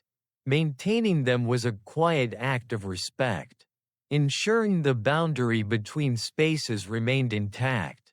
Even the smallest repair was a gesture toward harmony. The gardener reaches for a wooden wedge, tapping it gently into one of the joints where the post has loosened. The sound is soft, a muted tock-tock, echoing faintly through the quiet afternoon air.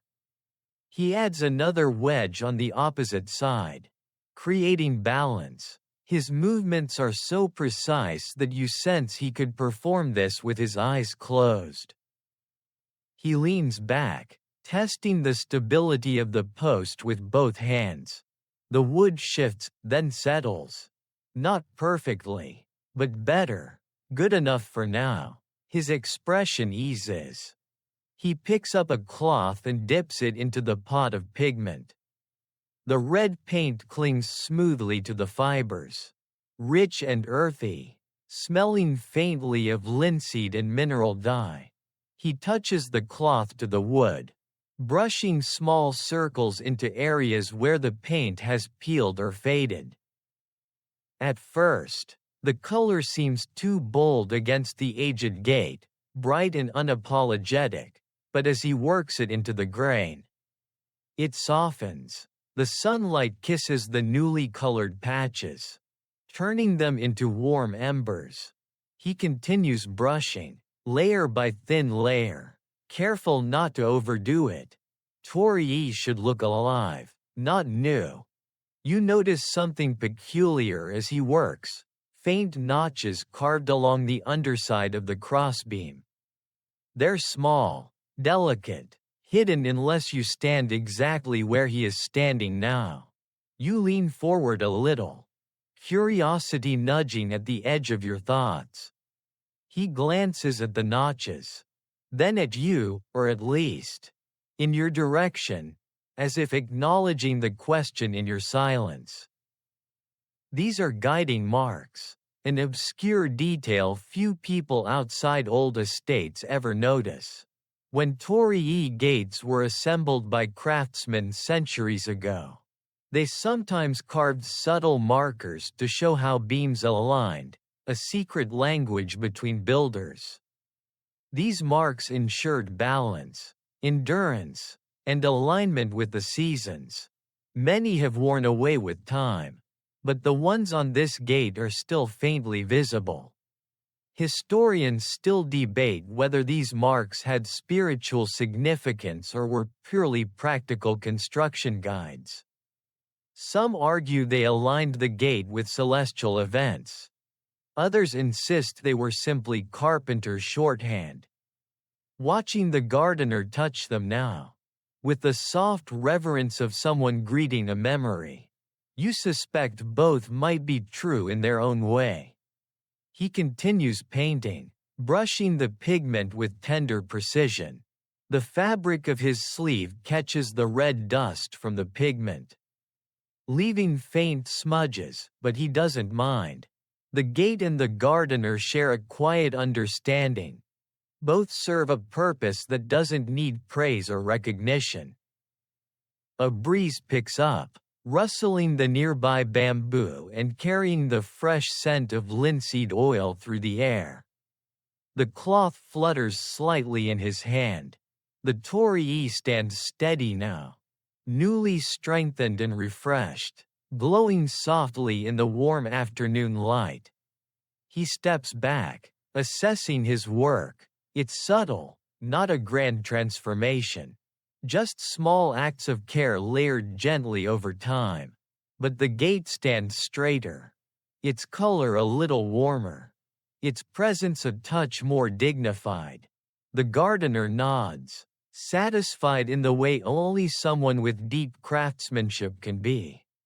Then, as if the universe senses the moment, a bird lands on the top beam, a bold, shameless little sparrow. It hops along the newly brushed paint, inspecting it with the confidence of a building inspector who was absolutely not invited. The gardener lifts an eyebrow. You stifle a laugh. That's your first joke, the sparrow being aggressively curious. The sparrow chirps, hops again, then decides the gate passes inspection and flies off. You exhale a breath you didn't realize you were holding, as though the bird had actual authority over this entire estate. The gardener dips the cloth once more, touching up one last corner. Then he rinses the cloth in a small pot of water he had set aside. The water turns pinkish, swirling gently. He wrings out the cloth and hangs it over a wooden peg to dry. He picks up the remaining tools and returns them to the bucket. But before he walks away, he places his hand against the torii one more time, a simple gesture. Soft, grateful, almost like a farewell. He steps back onto the path, the bucket swinging lightly at his side, and the fading sunlight stretches his shadow long across the ground. Beyond the gate, you notice another pocket of the garden awaiting his attention, a small stone shrine nestled under low branches, half lit by strips of sunlight that filter through the leaves. A bell hangs from the shrine's roof. A few offerings rest on its tiny platform, a cup of water, a wilted flower, a handful of polished stones. The gardener turns toward it now, drawn by the quiet duty of caretaking, by the calm that comes when tending something older than any human memory. He walks toward the small shrine with the same quiet devotion he used for the torii. Though his steps here feel lighter, almost ceremonial, the sun has dipped lower, softening the garden into a gentle amber glow. Long shadows stretch across the moss, and the air seems to hum with a muted warmth, like the garden itself is winding down for the day. The shrine is modest, barely taller than the gardener's chest, but it carries a presence far larger than its size. Its wooden frame is darkened by age, the grain rich and smooth, polished by years of weather and hands that approached with quiet respect. A tiny bell hangs from the eave, swaying slightly in the breeze. Beneath it sits a narrow platform with offerings that seem both humble and intentional. A cup of water reflecting the warm sky. A wilted chrysanthemum whose petals cling with surprising determination. And a neatly arranged cluster of river stones. The gardener bows lightly, the gesture small but sincere. He sets the bucket down beside the shrine and begins by removing the old cup of water. He pours its contents into the moss at the base of the shrine. The liquid sinking instantly into the earth, the moss darkens briefly, then returns to its velvety green, as if absorbing the moment into its memory. He replaces the cup with a new one from the bucket. The water inside it is so clear it looks like a piece of sky captured in a bowl. When he sets it on the platform, the surface hardly ripples. The air around the shrine seems to grow cooler, calmer, as though the simple act of refreshing the offering has rebalanced some small, invisible scale. A common historical fact flickers through your thoughts. Shrines like this were often placed in estate gardens to honor local spirits or protective deities. They weren't grand temple monuments, but intimate, domestic guardians, quiet companions for the household's daily life. Offerings were kept simple: water, stones, dried flowers, seasonal leaves, nothing extravagant, just gestures of gratitude. The gardener gently lifts the wilted chrysanthemum. The stem droops, petals curled inward as though sleeping. He holds it for a moment, then places it into the bucket to be returned to the soil later. He replaces it with a fresh sprig of evergreen from his sleeve, a small, dark bit of pine, rich with scent even from here. He tucks it into a carved groove at the back of the platform. The green seems to glow against the aged wood. You notice the arrangement of river stones next. They're not random. They're positioned in a deliberate pattern, 3 in front, 1 in the back, slightly higher. At first you think it might be purely aesthetic. But then the gardener reaches into the bucket and produces one more stone.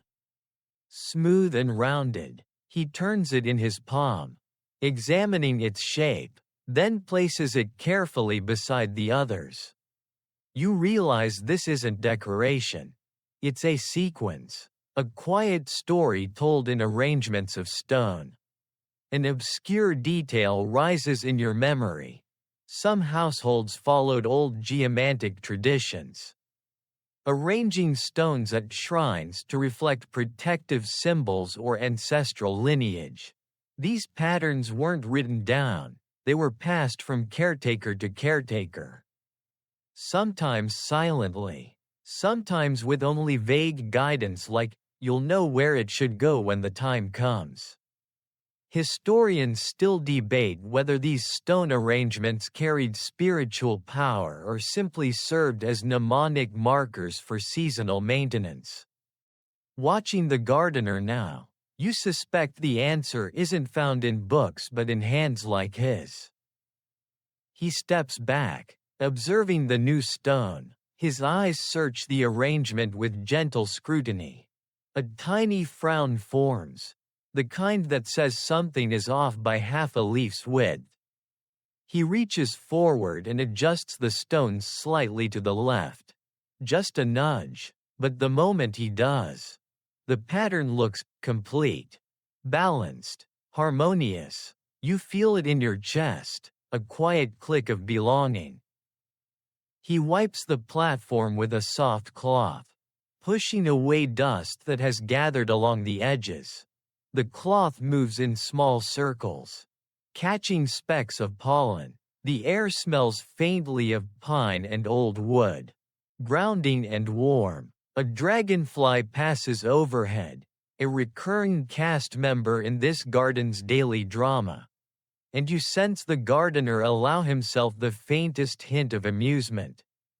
The dragonfly lands on the shrine's roof, its wings shimmering like tiny glass panes.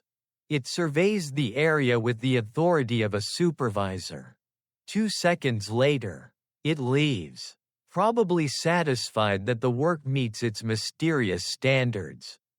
He stands beneath the shrine's bell now, inspecting the wooden frame that supports it.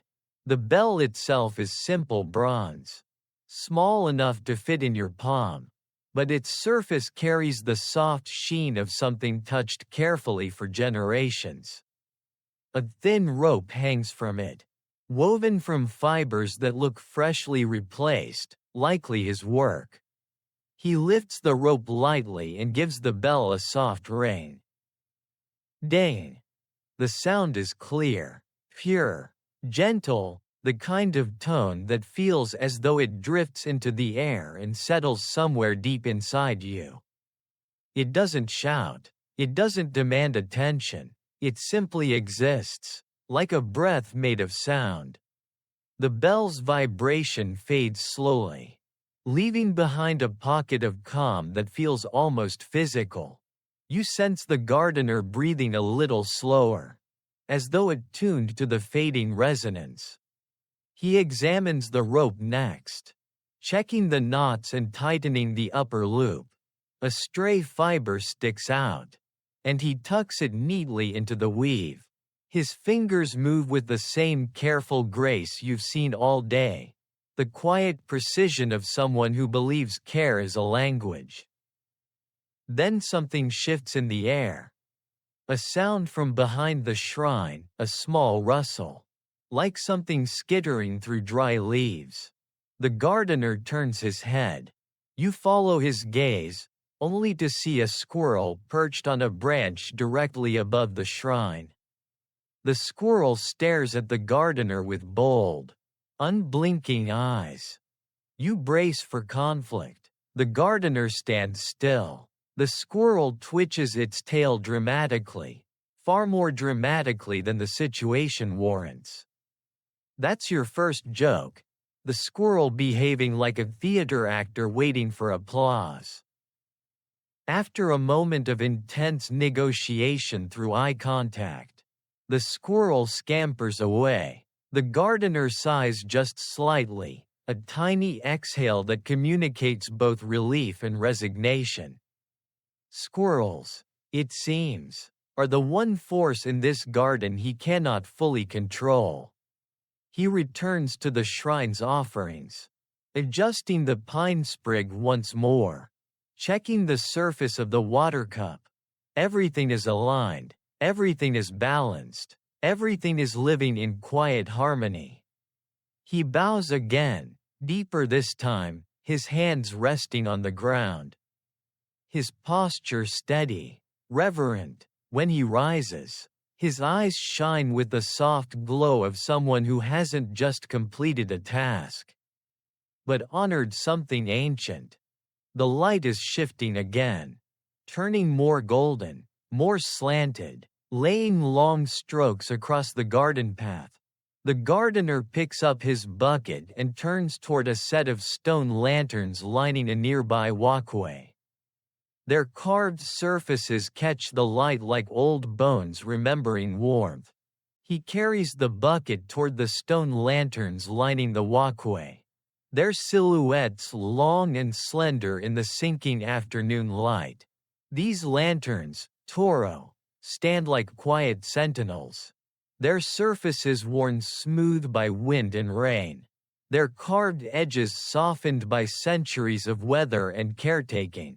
Some are tall with tiered roofs, others short and round-backed, each shape hinting at a different period, a different craftsman. They look peaceful now, wrapped in warm sunlight, but you sense stories hidden in their stone, the kind of stories the gardener has learned not from books, but from touch. He stops at the first lantern, sets the bucket down, and runs his palm along the side of the pedestal. His fingertips follow the grooves of the carving, brushing away a light dusting of pollen. The moss that clings to the base glows faintly in the late-day sun, giving the stone a gentle green halo. You lean in a little, noticing faint marks near the lantern's top, chisel strokes. Uneven but deliberate. A common historical fact floats to mind. These lanterns originally came from temple grounds, where they were used to guide nighttime processions or illuminate paths during festivals. Over time, samurai households adopted them, not merely as decoration, but as symbols of enlightenment, vigilance, and ancestral guidance. The gardener opens a small wooden panel on the lantern's midsection, a tiny door you didn't even realize was there. Inside rests a small ceramic oil cup, darkened from past flames but impeccably clean. He removes it carefully, as though lifting a fragile memory. He dips a cloth into the bucket, dampening it, and wipes the interior of the lantern chamber, clearing soot from corners, polishing edges. Each motion is quiet and deliberate. The cloth whispers against the stone, leaving faint dark streaks that quickly fade into clean gray. A breeze moves through the trees above. Leaves flutter down in slow spirals, and one lands directly on his shoulder. He doesn't notice, but you do, and you almost reach out to brush it away before remembering you are merely an observer here. The leaf remains, perched proudly like some kind of decorative badge. That's your first light joke of the section. The gardener unintentionally wearing foliage like a fashion accessory. He retrieves a small bottle of oil from the bucket, clear, lightly scented with something herbal, and carefully fills the ceramic cup.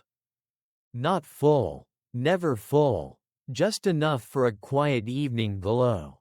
You watch the oil shimmer as it settles, reflecting the lantern's stone interior like a tiny moon caught in a bowl.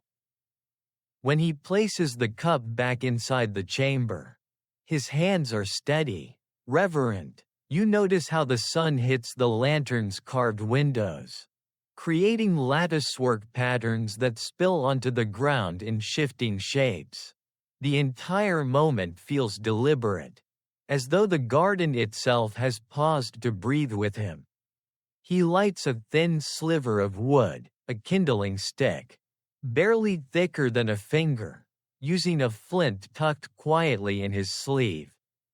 The spark is soft, a tiny crack, followed by a brief, dancing flame. He touches it to the oil cup, and a warm glow flares to life inside the lantern before settling into a small, steady flame. It flickers gently, casting a soft amber light across his hands. You feel its warmth from where you stand, subtle but grounding. He closes the lantern's panel and touches the side of the stone briefly, as though acknowledging the ritual is complete. Then he rises and moves to the next lantern. This one is different, older, heavier, its surface pocked by age. It leans slightly, as though it has been carrying a weight too large for too long. The gardener kneels, examines the angle, and gently presses his shoulder against the lantern's base. He nudges it ever so slightly, just enough to correct its balance without disturbing the harmony of its position. You realize he has done this many times, guiding the stone back into alignment like coaxing an old friend into better posture. He brushes the roof of the lantern, the stone casa, dislodging a thin layer of dry leaves that have accumulated in the crevices. A few fall onto his knees. He flicks them away absent-mindedly, only for one particularly stubborn leaf to cling to his robe. It refuses to release its hold even after 3 attempts. Joke number 2. The leaf with attachment issues. Under the lantern's top shield, you spot faint etchings, not decorative spirals or temple motifs. These look like tiny characters, too shallow to read clearly. The gardener's eyes rest on them for a moment longer than usual. You sense these markings hold meaning, something inherited rather than written. An obscure detail surfaces in your mind. Some stone lanterns contained coded inscriptions placed there by their original carvers, referencing the year of creation, protective blessings, or, in rare cases, secret memorials to individuals lost in conflict. Many historians still debate whether such inscriptions were common practice or rare anomalies reserved for special commissions. But the quiet gravity in the gardener's silence suggests these markings belong to the latter category. He wipes the cloth across the stone, clearing away dust and letting the carved symbols breathe again under the falling light. He repeats the process, cleansing, refilling, lighting, with each lantern along the path. The flame inside each one warms the stones, softening their age, knitting together centuries of tradition through a simple evening ritual. By the time he reaches the 5th lantern, the path glows, not brightly, not theatrically, but with a gentle warmth that feels like the garden's heartbeat made visible. The air grows richer, touched by the faint scent of burning oil and sun-warmed stone. The shadows cast by the lanterns stretch long and soft, weaving together like threads of dusk. The gardener stands back, bucket in hand, and surveys the illuminated path. His expression is calm, touched by satisfaction, not pride. Pride would feel too loud here, but contentment. The kind that settles deep into the bones. He picks up the bucket and carries it toward the far end of the lantern-lined walkway, where a small wooden bench rests beneath an arching branch of willow. He sets the bucket down and sits. It's the first time you've seen him sit today, and the moment feels strangely intimate, like watching a mountain exhale. He rests his hands on his knees, gazing at the lanterns. You sit beside him, metaphorically, spiritually, invisibly, letting the warmth of the scene soak into you. The garden is changing now, slipping gently into evening. The air cools, the wind softens, and the lantern flames reflect in his eyes. He sits for a long time, breathing slowly. The willow branches sway above him, whispering soft rhythms. A cicada chirps, then falls silent, as though it realized it's interrupting the ambiance. Joke number 3. Even the insects are learning garden etiquette. Finally, the gardener rises again. Evening tasks remain. He lifts the bucket and walks toward a broad clearing near the center of the estate, a place where moon viewing gatherings take place, where benches and stones must be arranged for the night's upcoming beauty. He walks toward the broad clearing at the center of the estate, the lantern-lit path fading behind you as evening settles deeper into the garden.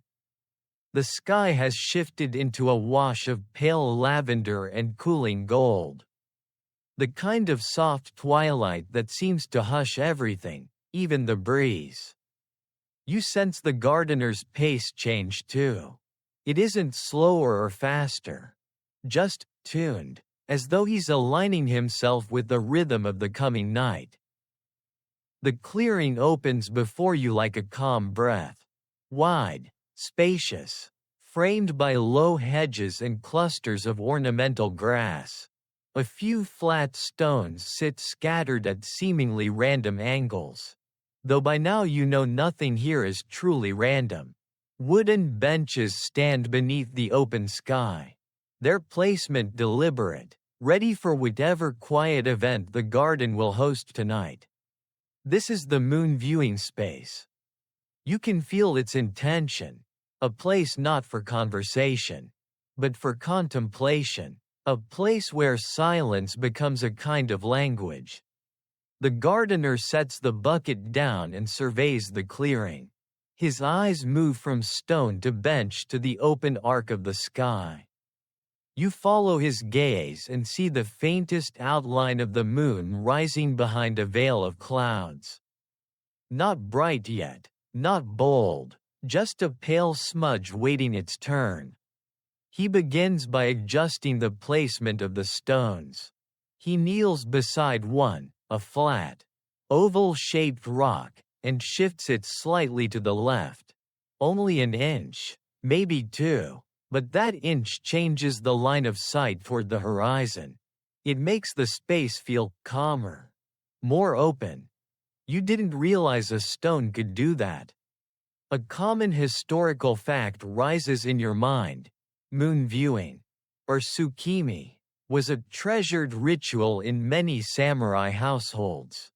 Families gathered to appreciate the beauty of the evening sky, to recite poetry, drink tea, or simply observe the shifting light. The arrangement of stones and benches was designed to frame the moon's path, a curated vision of nature. The gardener moves to another stone, this one irregularly shaped like a broken teardrop. He brushes away dry grass at its base. then rotates the stones slightly so its roughest surface faces outward. The gesture is subtle, and you realize this isn't about aesthetics in the conventional sense. It's about balance, a narrative told through shape. He lifts a third stone, this one smaller, smoother, cool in the fading light, and places it near the base of a taller rock. The arrangement resembles a mountainscape in miniature. You can almost see the landscape metaphor taking shape. Peak, foothill, valley. He steps back, eyes narrowing slightly, and adjusts one final stone no bigger than your fist, placing it precisely between the others. You know exactly what he's doing now. It's a kake, a symbolic landscape composition meant to echo distant mountains. An obscure detail few outside garden tradition recognize. Some households used these miniature landscapes during moon viewing to harmonize the garden with the celestial world above, creating a mirrored relationship between earth and sky. Historians still debate whether these arrangements were strictly symbolic or whether they followed cosmological principles related to old lunar calendars. Watching the gardener now, the debate feels irrelevant. This composition isn't academic, it's intimate. He dusts off his hands and moves to the wooden benches. The benches themselves are simple. Their wood weathered into soft grays. But their placement matters. He lifts one end of a bench and angling it slightly toward the spot where the moon will rise over the treetops. Then he adjusts the second bench to complement the first, forming a gentle curve of seating that frames the clearing like an open embrace. You sit on the edge of the nearest bench, just to feel what he's creating. The view is perfect. The wide sky, the slow rise of the moon, the arrangement of stones forming a miniature horizon. Everything feels connected, anchored, quiet, intentional. You almost sigh in contentment. But the gardener immediately walks past you and begins smoothing the ground. He uses a short broom to sweep the dirt in long, deliberate strokes. Each movement seems to erase the noise of the day. Leaves, stray pebbles, footprints, all swept away until the ground holds only clean, simple lines. At one point, a small beetle stubbornly insists on walking directly through the smoothed area. The gardener stops sweeping. The beetle stops walking. The two stare at each other in a moment of tense diplomacy. Finally, the beetle changes direction, wisely choosing life over chaos. That's your first light joke. Even insects understand when they're outmatched by a man wielding a broom with spiritual authority. He finishes smoothing the ground and turns his attention to a low wooden stand near the center of the clearing.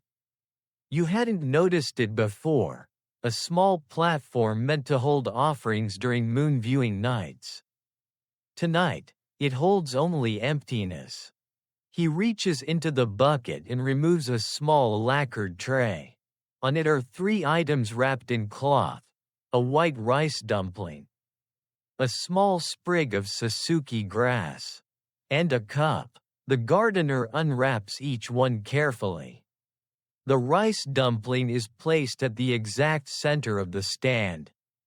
The cup, filled with clear water, is placed to the right.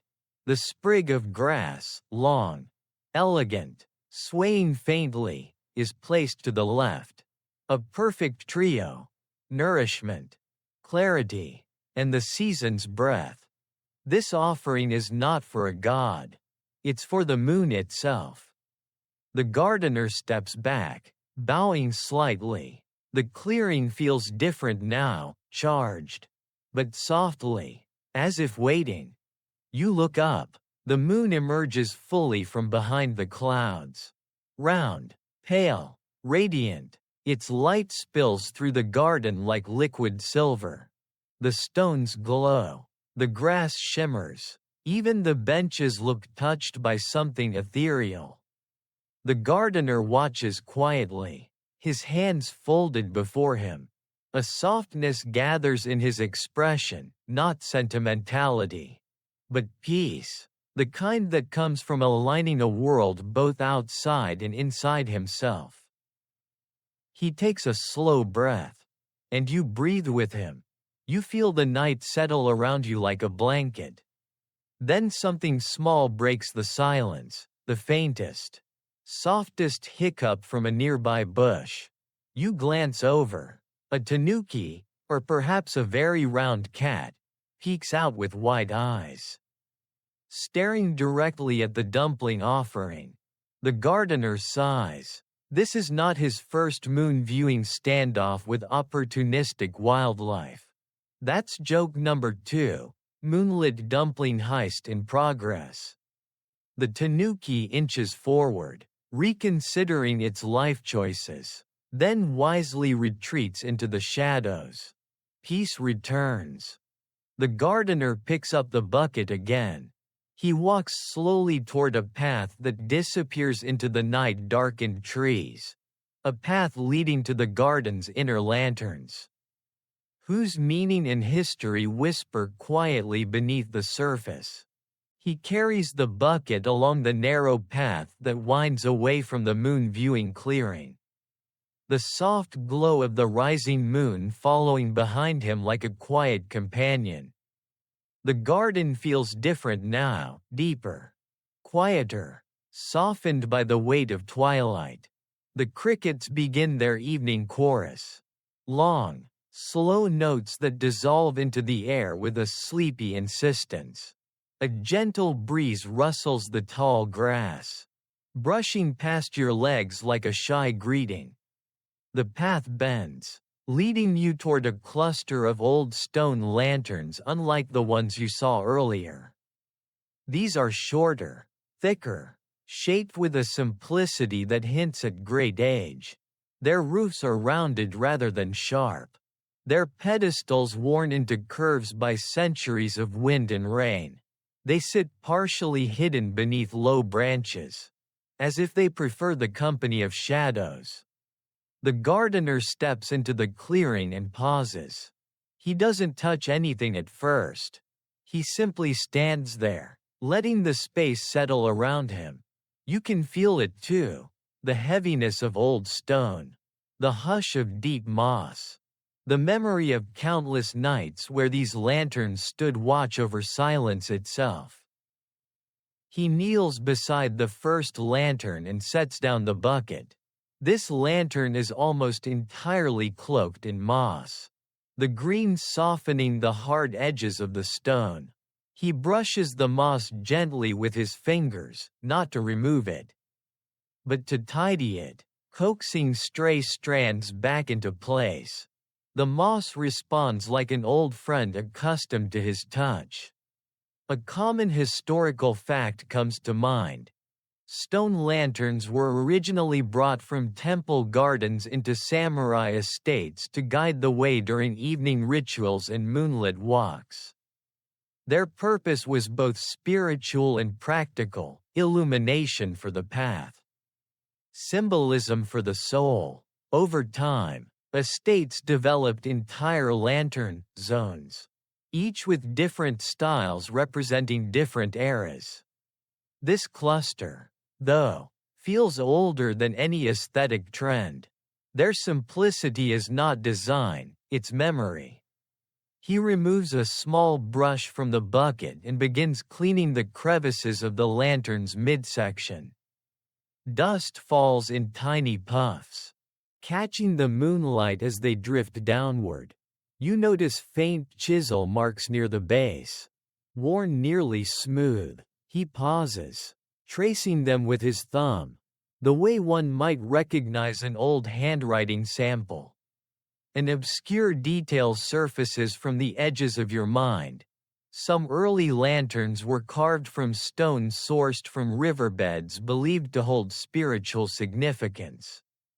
The stones were chosen not for aesthetic perfection but for the voice they carried, the natural patterns formed by water and time. Artisans believed such stones held memories of the river's movement.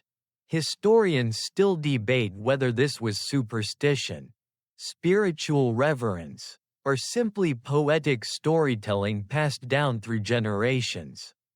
But when you watch the gardener's fingers linger over the stone's patterns, you suspect he knows the answer in a way books cannot express. He opens the lantern's chamber, no small door this time. Just a round cavity designed to hold an old oil cup. The interior is dark, untouched for some time. He retrieves a tiny ceramic dish from the bucket, fills it with a thin layer of oil, and places it inside. He lights the wick with a careful touch. A soft glow emerges, warm and golden, spilling through the carved openings like liquid fire. The stone around it glows faintly, absorbing the warmth as if waking from a long sleep. The gardener closes his eyes for a brief moment. Not in prayer, exactly, more like acknowledgement. As though bringing light into an old space requires a moment of stillness. He moves to the next lantern. This one leans heavily to the left, nearly sinking into the soil. He inspects the base, pressing the earth around it with both hands. The soil shifts under his touch, loose from recent rain, and he nods slowly, already calculating. He pushes his sleeves up and digs gently with his fingers, scooping out some damp earth. His movements are slow but steady, each handful of soil removed with mindful precision. He then reaches for a small wooden wedge, the same kind he used on the torii, and presses it beneath the lantern's base. Another wedge follows, creating balance. The lantern straightens, its posture improved by fractions of an inch. He wipes the mud from his fingers, leaving faint streaks on the brush handle, and begins sweeping debris from the lantern's carved windows. The stone is colder here, holding onto the last traces of the day's shade. The gardener breathes on his fingertips to warm them. A tiny gesture that feels almost intimate in the quiet. A moth flutters past, drawn to the fresh flame in the first lantern. It circles it once, twice, then decides that life choices leading toward open fire are not ideal. It veers away dramatically, wings wobbling like it almost tripped in midair. That's your first joke. A moth performing aerial slapstick. The gardener smiles faintly at the moth's theatrics before returning to his work. The second lantern is soon lit, its glow joining the first. The combined light casts patterns across the mossy ground, warm and dappled, like old memories unfolding. He moves to the third lantern, which is half buried beneath creeping vines. He parts the vines gently, brushing them aside with a tenderness that suggests he's greeting an old acquaintance rather than removing overgrowth. The vines curl around his wrist playfully before slithering back into place. That's joke number 2, the vine that forgot personal boundaries. He clears the stone's surface, revealing a faint symbol carved into the front.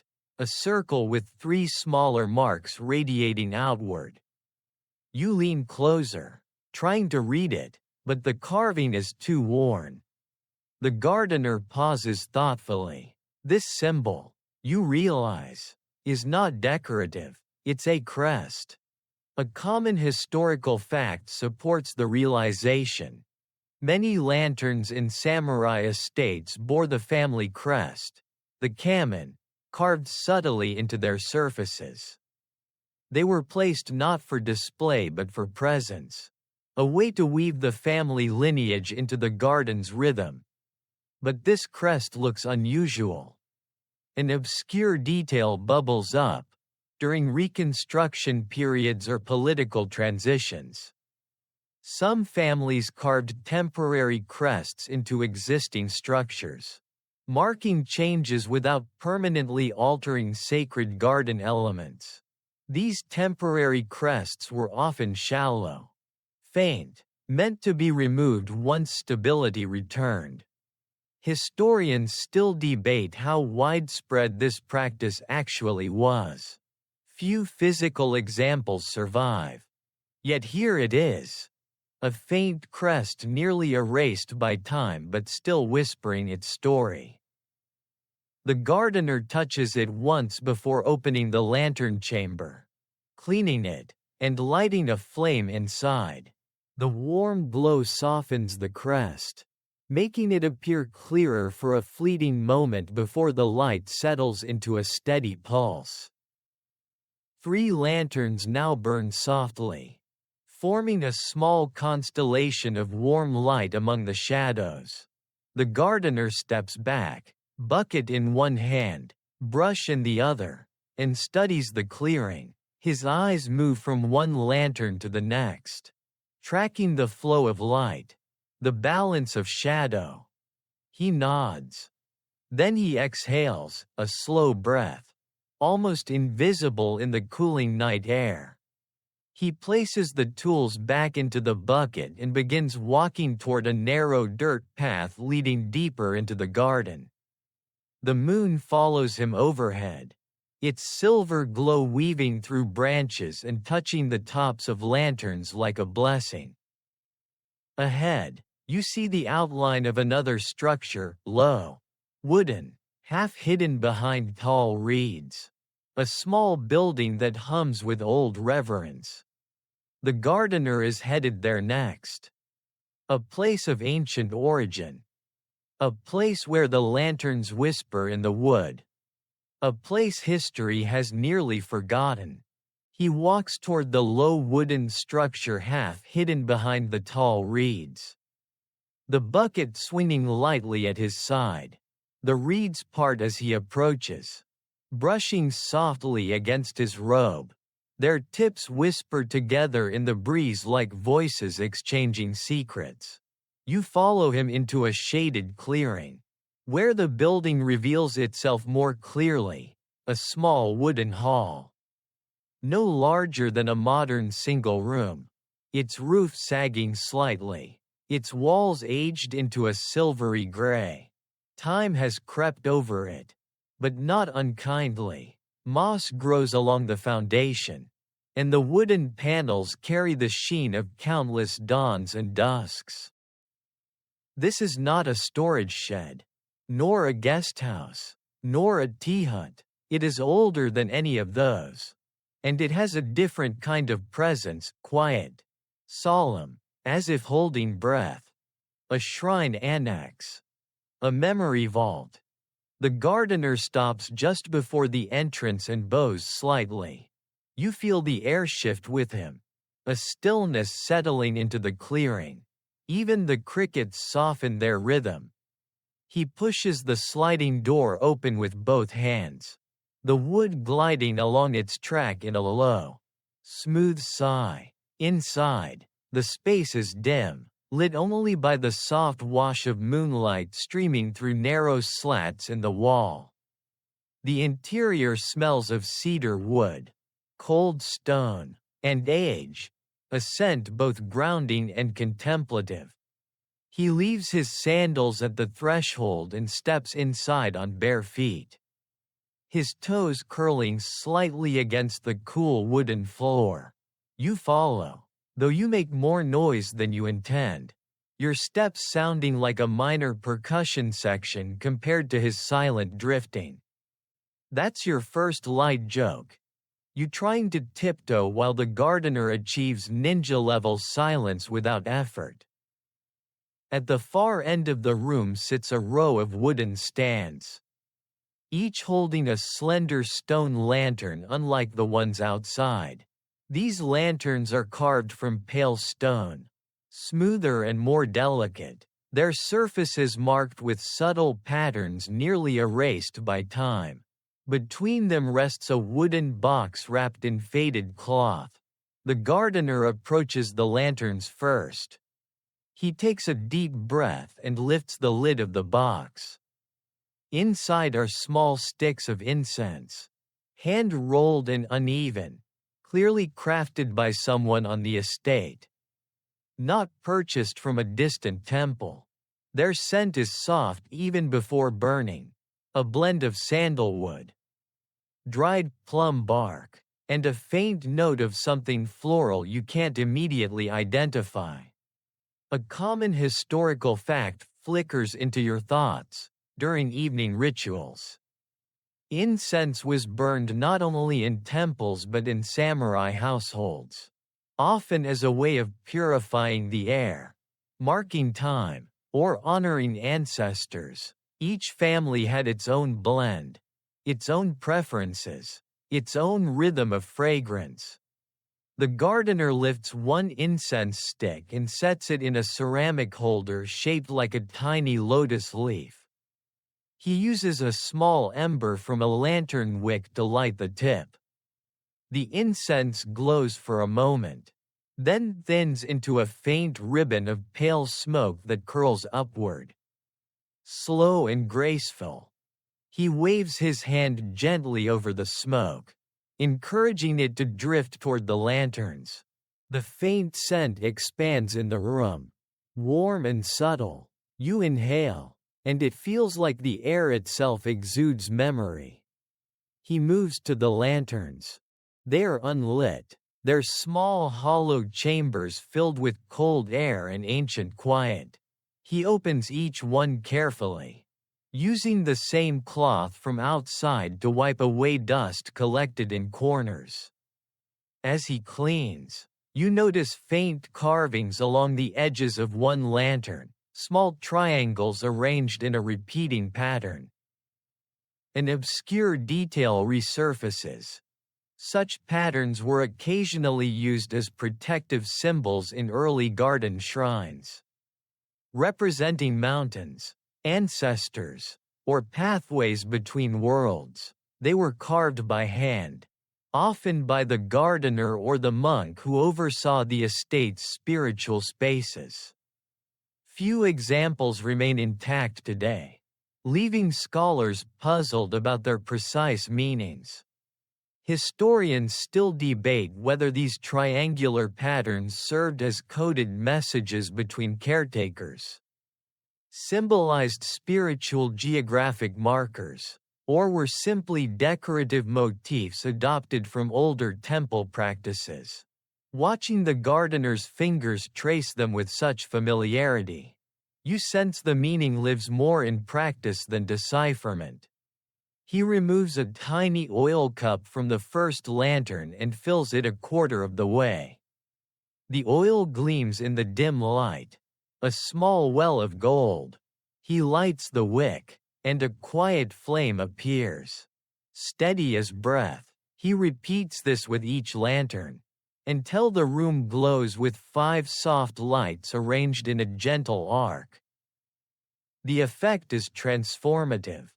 The hall feels warmer, deeper, as if illuminated not just by flame but by the echoes of all rituals performed here before. The incense blends with the warm stone scent, creating an atmosphere that feels almost unreal, a pocket of sacred time, isolated from the world outside. The gardener kneels before the row of lanterns, resting his palms on the floor. His head bows, but not out of heavy ritual. It's simpler than that, a bow of acknowledgement, of continuity, of care.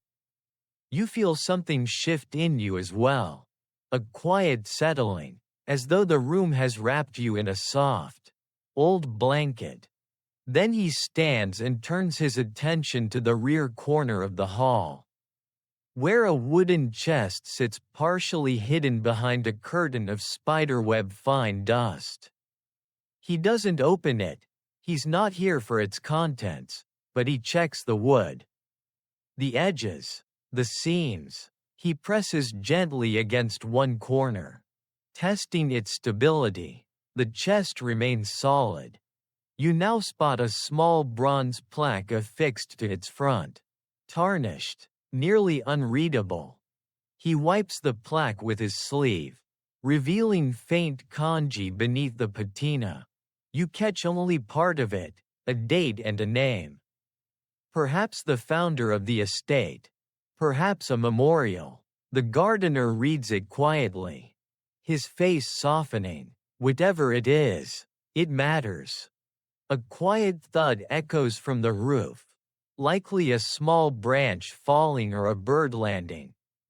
You jump slightly. The gardener doesn't move. He has reached a level of calm that your nervous system can only aspire to.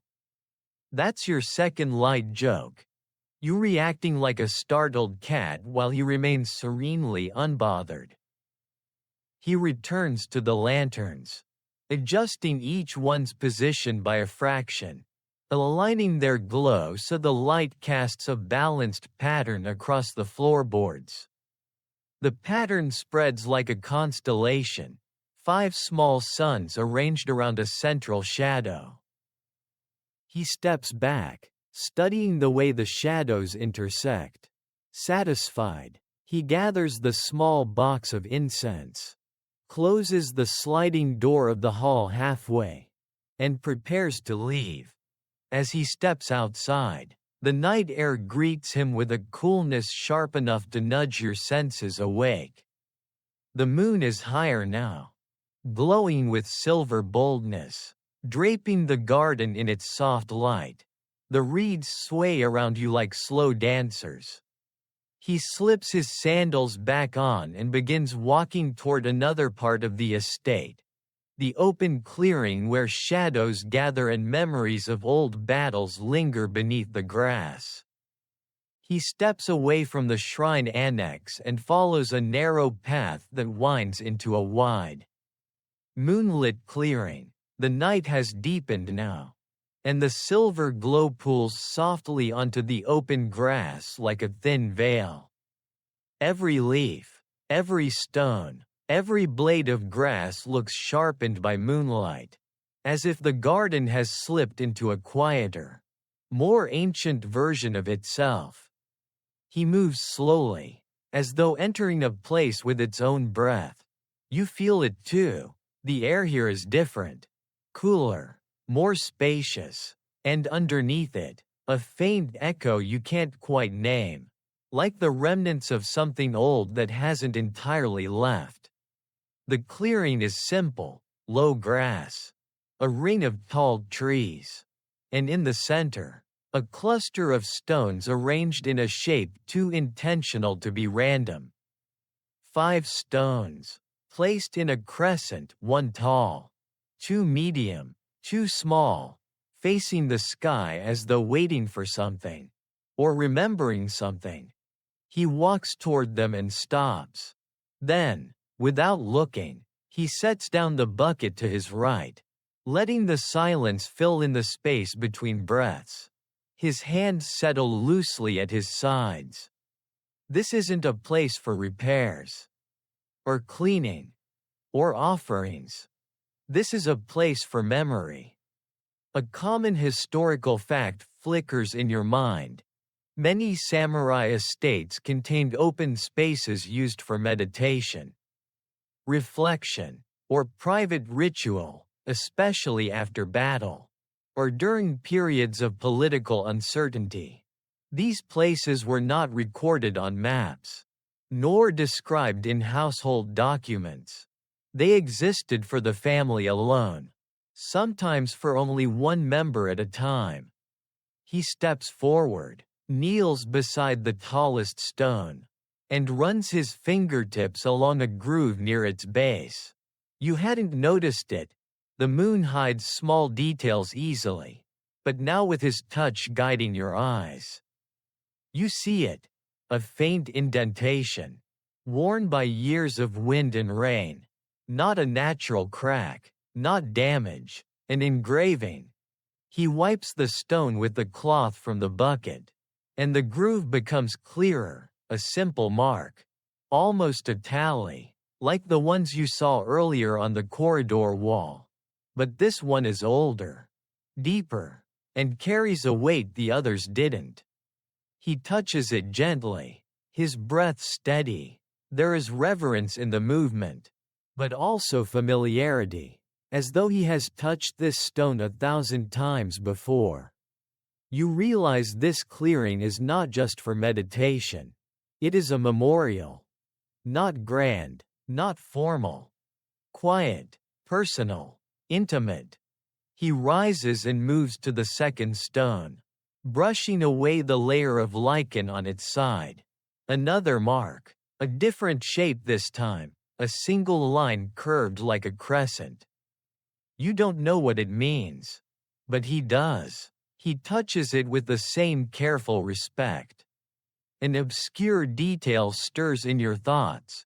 In some estates, family members or retainers who died in service were honored not only with grave markers but with subtle memorial stones scattered through private gardens. These stones carried quiet inscriptions, often just shapes or symbols, that only the caretaker or a few family members could interpret. They weren't meant to be visited publicly. They were meant to be remembered silently. Historians still debate whether these gardens served as hidden grave sites, or symbolic spaces representing absence rather than burial. Records are scarce, and of course, many of these stones were moved, buried, or lost through centuries of change. But watching the gardener trace each symbol, you understand that this place is one of those rare survivors, a pocket of memory preserved through ritual rather than documentation. He moves slowly around the arc, touching each stone, letting his fingers linger on the cool surface. Some stones hold marks you can see. Others hold marks you can feel, faint depressions or irregularities that speak of age. Not intention, but he treats each one with equal attention, as though every stone holds a name. A breeze sweeps across the clearing, bending the grass in soft waves.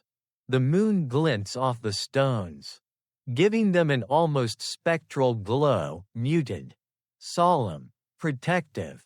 He kneels again, this time sitting back on his heels as he takes a deeper breath.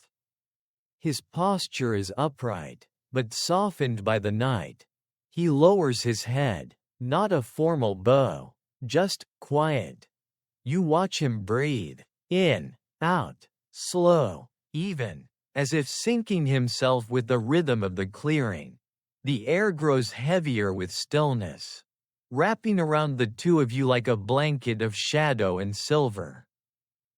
A distant night bird calls, low, haunting sound that pierces the still air. The gardener does not react outwardly, but you sense he acknowledges it, perhaps even welcomes it. The bird call, the moonlight, the stones, all part of the same quiet fabric. Then suddenly, rustle. A loud, chaotic rustle. You jump, heart hammering. You turn your head, expecting a threat. But no. It's just a raccoon dog stumbling out of a bush with the energy of someone who forgot how feet work. It pauses, blinks at you, then huffs, as if you startled it, and waddles away indignantly.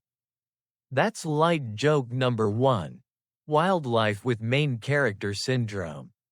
The gardener doesn't move, doesn't flinch. He has clearly learned to coexist with the garden's nocturnal chaos long before you arrived. He simply lets the moment pass, as though random creature intrusions are part of the ritual. He picks up a small item from the bucket, a thin stick wrapped in cloth. You recognize the pattern. It's the same cloth he used earlier in the shrine annex. This is incense, a different blend, a different purpose. He places the incense on the flat stone at the center of the crescent and lights it using a small ember from a lantern wick he carries in a metal cup. The ember glows, catching the incense. A thin line of smoke rises, pale, almost white. It drifts upward in slow spirals, dissolving into the moonlit air. The scent is sharper than before, with a note of cedar and something faintly metallic, like old rain on stone. You inhale, and the clearing fills with a strange, peaceful heaviness, memory settling into the ground. He rests his hands on his thighs and watches the smoke rise. You do too. There's something hypnotic about it, the way it curls and unfurls, like a thought trying to take shape. He remains still long enough that you lose track of time. The moon rises higher. The shadows shift. The incense burns lower. Finally, he stands, slowly, quietly, like he's lifting himself out of a dream. He bows once more, not to you, not to the air, but to the stones. Then he turns toward the edge of the clearing, where a narrow path snakes toward the deeper woods. Woods where cicadas grow louder, where faint lights flicker between trees, where past and present blend together. He walks toward the edge of the clearing, where the path narrows into a dim trail winding deeper into the woods. The air thickens with the kind of night quiet that feels older than the garden itself. Insects hum in slow, steady pulses. The wind shifts through the trees like a long exhale. The moon overhead filters through the branches in scattered, silver shards. You follow him, your steps softened by the moss and the cushioned earth. The deeper you go, the more the world seems to fade into a gentle murmur. Out here, even shadows seem to move with purpose. The gardener doesn't carry his bucket now. He left it behind in the clearing, as though the woods require a different kind of presence, one free of tools and rituals of the day. He walks with both hands free, fingers trailing once or twice through the tall grass that brushes the path. The scent here is different: damp earth, crushed leaves, hints of cedar and cold stone. The air feels thicker, like it's holding a memory you haven't been told yet. A soft glow flickers ahead. At first you think it's a lantern, but the light wavers too softly, too irregularly. Fireflies, dozens of them, floating lazily above the ground. Their light blinks in quiet pulses, glowing faintly before dimming again. It's as though the air itself has learned to breathe alongside the gardener. He slows, watching the fireflies weave their gentle starlight dance. You stand beside him, caught in the glow. It's mesmerizing, quiet, elegant, and strangely grounding. A small part of you thinks, if insects could teach meditation classes, this would be the syllabus. That's your first light joke. The fireflies functioning as nighttime mindfulness coaches. He steps forward, deeper into their gentle constellation, and the fireflies part around him as though he's made of soft wind. None collide with him, none land on him. They seem to know him, or at least, they seem to respect the silence he carries. The path widens again, revealing a small hollow surrounded by tall bamboo. Their stalks sway slightly, clicking together in a soothing, wooden rhythm. The moonlight slips through in thin, silver stripes. At the center of the hollow stands an old bamboo fountain, not the kind used to scare deer, but a static one, a simple, elegant structure where water once trickled down from a natural spring. Now, Only a faint thread of moisture lines the stone beneath it. It must have dried decades ago. The gardener kneels beside it, running a hand along the bamboo's surface. The wood is worn smooth, and the opening where water once flowed is dark, hollow, filled with shadows. He leans closer, his breath soft against the bamboo, and wipes away dust that has accumulated like the memory of a river. A common historical fact drifts into your thoughts. Bamboo fountains were often installed to cultivate oral stillness, not just sound. But the absence of it, their soft trickling, was meant to guide meditation, clear the mind, and anchor the self. Even when they fell out of use, many households kept them as symbols of harmony and continuity. The gardener examines the old joints, tracing the faint lines where the bamboo was once lashed together with reed rope. The bindings are gone now, long since surrendered to time. He nudges the main pipe, and it shifts slightly, creaking softly in protest. It's not broken, just resting. He pulls back a layer of moss and uncovers something unexpected, a tiny, carved emblem at the base of the fountain. You can barely see it in the dim light, but as he brushes away more moss, the shape becomes clearer, a leaf with 3 veins, carved in delicate strokes. An obscure detail rises in your mind. Certain artisans carved small, maker's leaves into their bamboo sculptures centuries ago. These marks served as subtle signatures, but could also represent the season the piece was created or blessings tied to the intended purpose. Historians still debate whether these leaf emblems held spiritual meaning or were simply a craftsman's flourish to track their work. Very few of these carvings survive, as bamboo rarely lasts long enough. Yet here it is, a tiny leaf, quietly surviving in shadow. He touches the carving lightly, then stands and looks upward toward the open slice of sky between the bamboo. The moon shines directly through that gap, illuminating the fountain in a pale, ghostly glow. You sense something shift in him, not sadness exactly, but a kind of wistful recognition, as though he's revisiting a story he doesn't speak aloud. He steps away from the fountain and walks deeper into the clearing. The bamboo around you thickens, their tall forms swaying gently, the sound of wind through them soft and layered like fabric sliding over fabric. You notice stones arranged in a line along the path, half sunk into the earth. Some are smooth, others sharp-edged. Each one catches the moonlight in its own way. A few even glimmer faintly, almost metallic. The gardener kneels beside one stone, an oblong shape with a faint groove running across its top. He touches it gently with both hands. You think it's just another marker until he lifts a small portion of soil from the groove, revealing a tiny cavity inside the stone. He draws in a breath.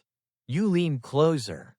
Inside the cavity rests a fragment of something metallic, a shard.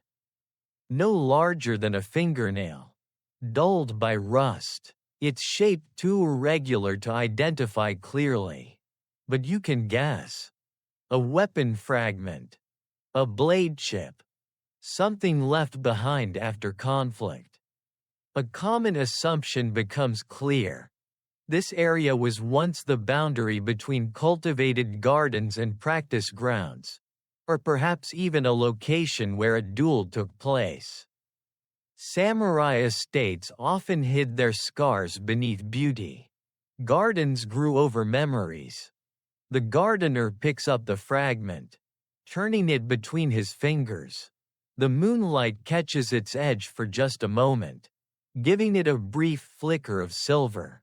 His expression doesn't change, but the silence around him deepens. His thumb moves slowly across its surface, not in fear or sorrow, but acceptance. He places the fragment back into the stone and covers it carefully with soil, sealing the cavity like someone tucking away a fragile relic. You understand. This fragment is not meant to be displayed. It is meant to rest. He stands again, brushing soil from his hands, and looks across the clearing as though making sure the night holds steady.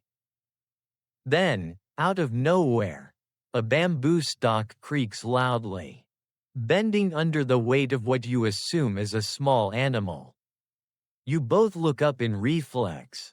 A moment later, a plump owl with enormous, judgmental eyes stares directly down at you. It blinks slowly, unimpressed. That's light joke number 2. The owl behaving like a stern teacher caught you passing notes. The gardener gives the owl a respectful nod.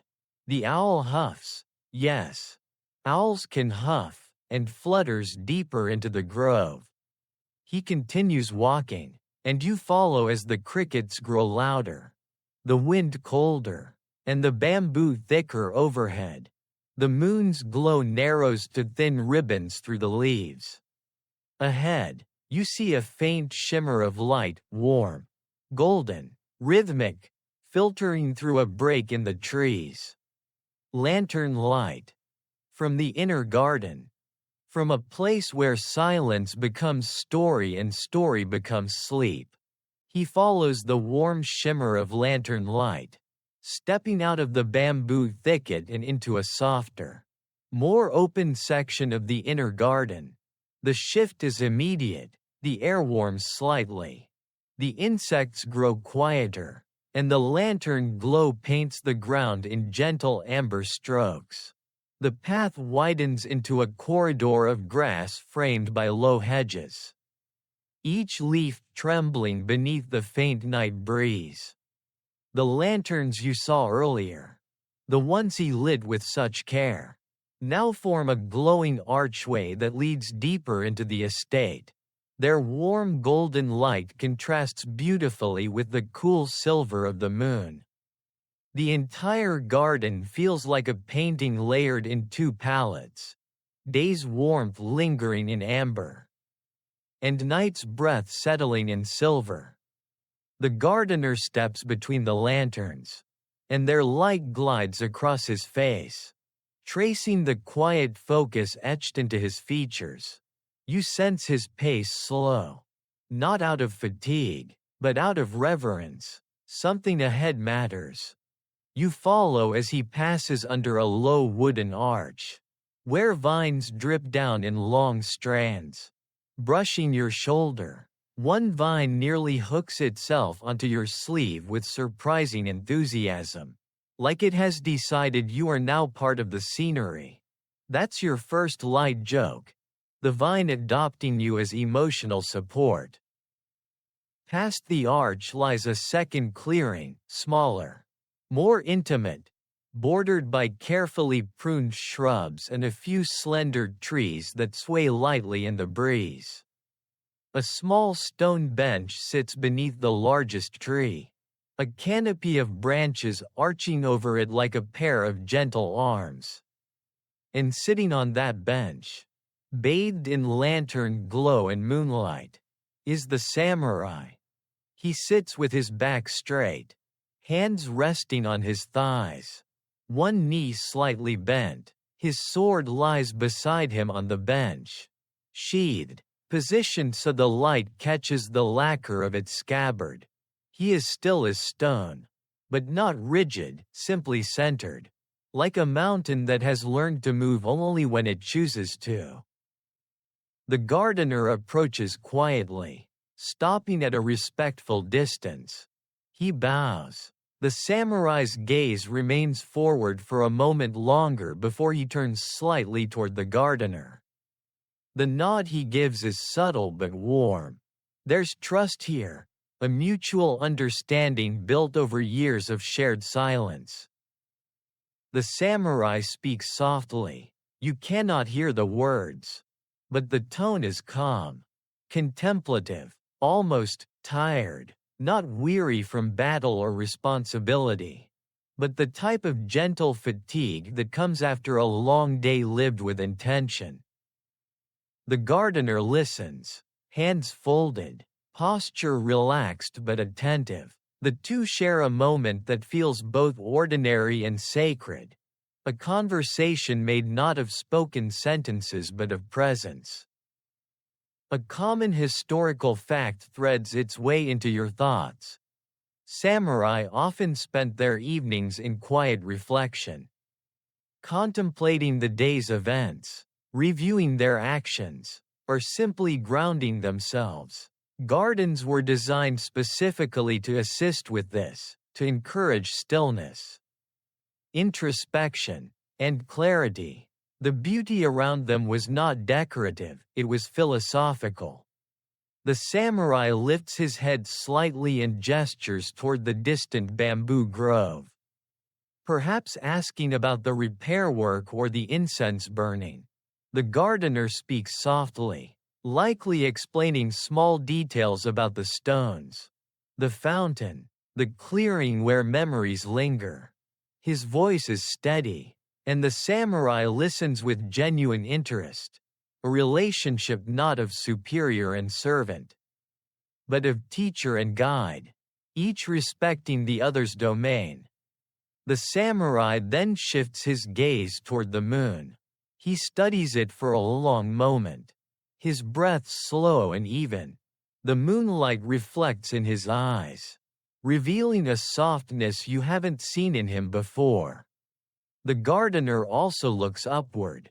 And you do too. The moon has climbed fully now, bright and round, spilling silver light across the garden. It illuminates the leaves, the stone, the lanterns, the samurai's robe, and the gardener's still hands.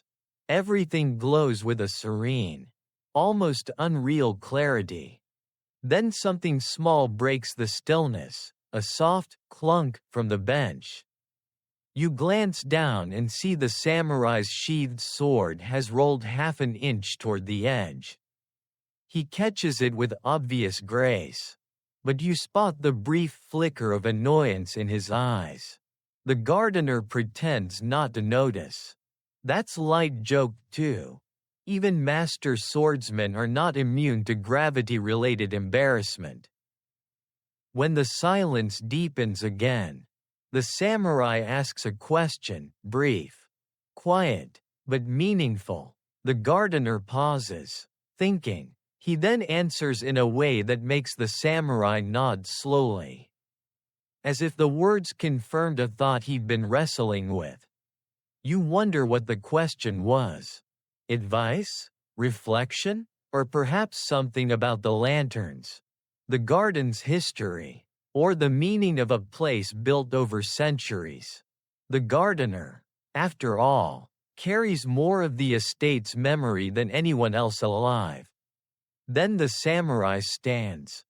The motion is fluid, dignified. He lifts his sword, tucks it beneath his arm, and adjusts his robe. The lantern light dances across his silhouette, outlining him in warm gold. He bows deeply, more deeply than he bowed earlier in the day. This bow is gratitude, not formality. The gardener returns the bow, not as deeply but with unmistakable sincerity. For a moment, neither moves. The night sits between them, breathing softly. Then the samurai takes a step back. His expression shifts, turning sharper, more resolved. Something inside him seems to settle, as though the garden has given him clarity he couldn't find elsewhere. Without another word, he turns and walks along the lantern-lit path toward the estate interior. His footsteps are soft but purposeful, fading gradually into the distance. When the last echo disappears, the gardener exhales a long, slow breath that seems to release everything held in the silence. You feel yourself mirroring the breath without thinking.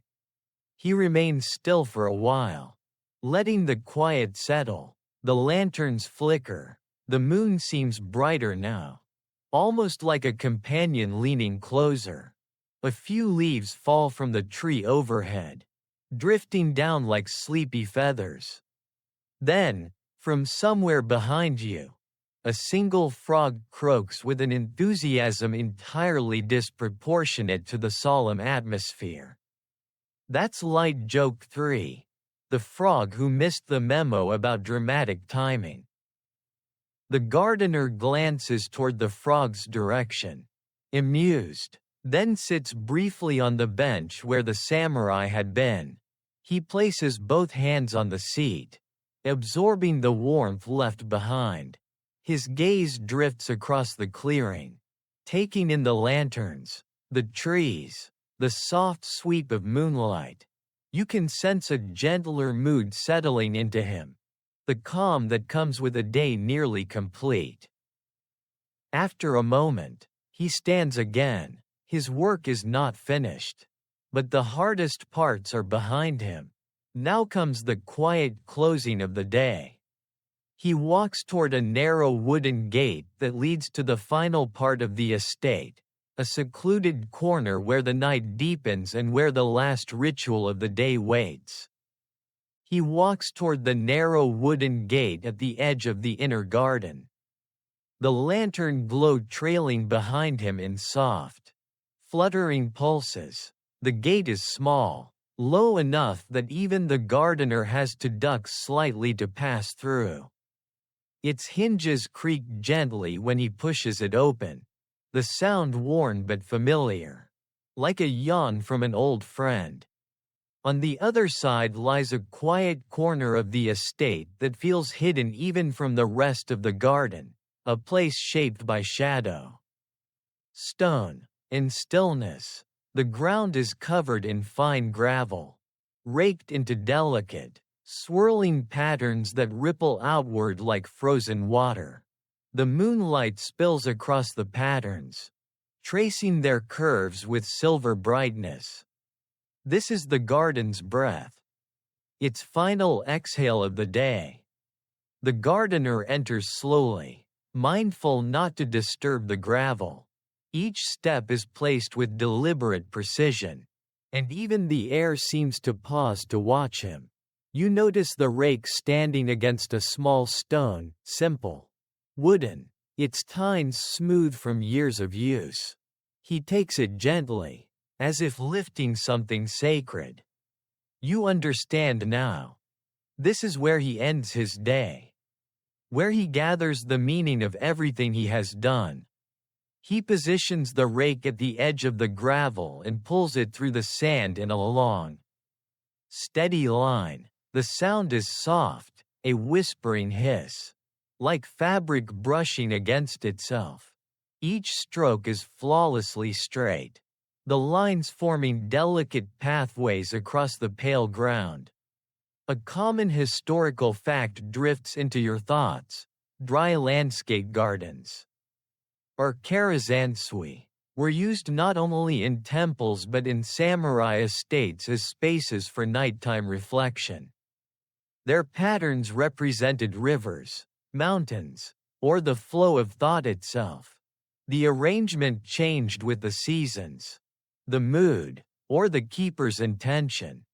Tonight, his intention is calm. The gardener pauses, examining his work in the moonlight. The lines are even, consistent, almost impossibly clean. Then he shifts the rake, altering the angle, and begins creating soft arcs around a large central stone. The arcs widen gently with each pass, forming a ripple pattern that looks like a stone dropped into still water. The effect is mesmerizing, a quiet echo rendered in sand. You realize he isn't just raking sand. He's drawing breath into the world. A faint breeze stirs the leaves overhead. One leaf drifts down and lands directly in the center of the perfect circle he just made. The gardener looks at it. The leaf looks back, probably. And for a moment the universe pauses to see what happens next. He lifts the leaf delicately and flicks it aside with the softest exhale. That's your first gentle joke. Nature interrupting his masterpiece like an overeager art critic. He returns to the pattern and smooths the center again. The arcs reforming beneath his careful hand. The gravel catches the moonlight. Shimmering faintly, you can almost feel the peace radiating outward from each ripple. He steps back, inspects the work, then moves to a different section. A corner where 3 stones rest in a triangular arrangement. They vary in size. One tall and narrow. One medium and rounded. One short and broad. Their placement is precise, each stone angled as though whispering to the next. An obscure detail resurfaces. In some estates, stone groupings symbolized ideas rather than objects, impermanence, resilience, human virtue, or the relationship between heaven, earth, and humanity. These meanings weren't always written down. They lived in the hands of the gardener, in the shapes carved by his rake. Historians still debate whether triangular stone clusters were exclusively spiritual metaphors or whether they sometimes represented literal landmarks of the estate's past. But watching the gardener align the gravel patterns around them, you suspect the truth is something softer, something in between. He rakes carefully around the stones, forming crescents that cradle each one like a moon resting on the horizon. His movements are slow, smooth, hypnotic. The gravel flows like silk beneath the rake, leaving behind delicate trails of shadow. A distant owl hoots, perhaps the same one that judged you earlier, and the sound echoes faintly across the garden. The gardener glances upward, acknowledging it with a tiny nod. The owl approves, or at least, it's willing to tolerate your presence now. That's joke number 2. He finishes the crescents and walks to the last untouched section. This area is smaller, framed by a wooden border softened by moss. He stands still for a few breaths, deciding the pattern. His eyes drift over the gravel, then lift to the moon, then lower again. Whatever he sees in that moment becomes the shape he rakes. Long, diagonal strokes that cross the garden in soft waves. The pattern looks like wind made visible. He moves with grace, his arms flowing like water. Each stroke is measured, the rake rising and falling like a conductor guiding an invisible orchestra. You feel yourself relaxing, your breath sinking with his movements. The world grows softer, quieter, deeper. Then something rustles behind a tall bush, a soft pattering of tiny feet. You turn instinctively, half expecting another dramatic tanuki entrance.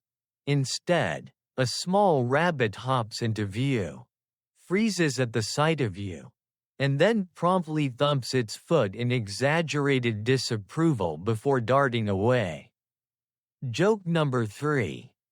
A rabbit moonlighting as the clearing's security guard.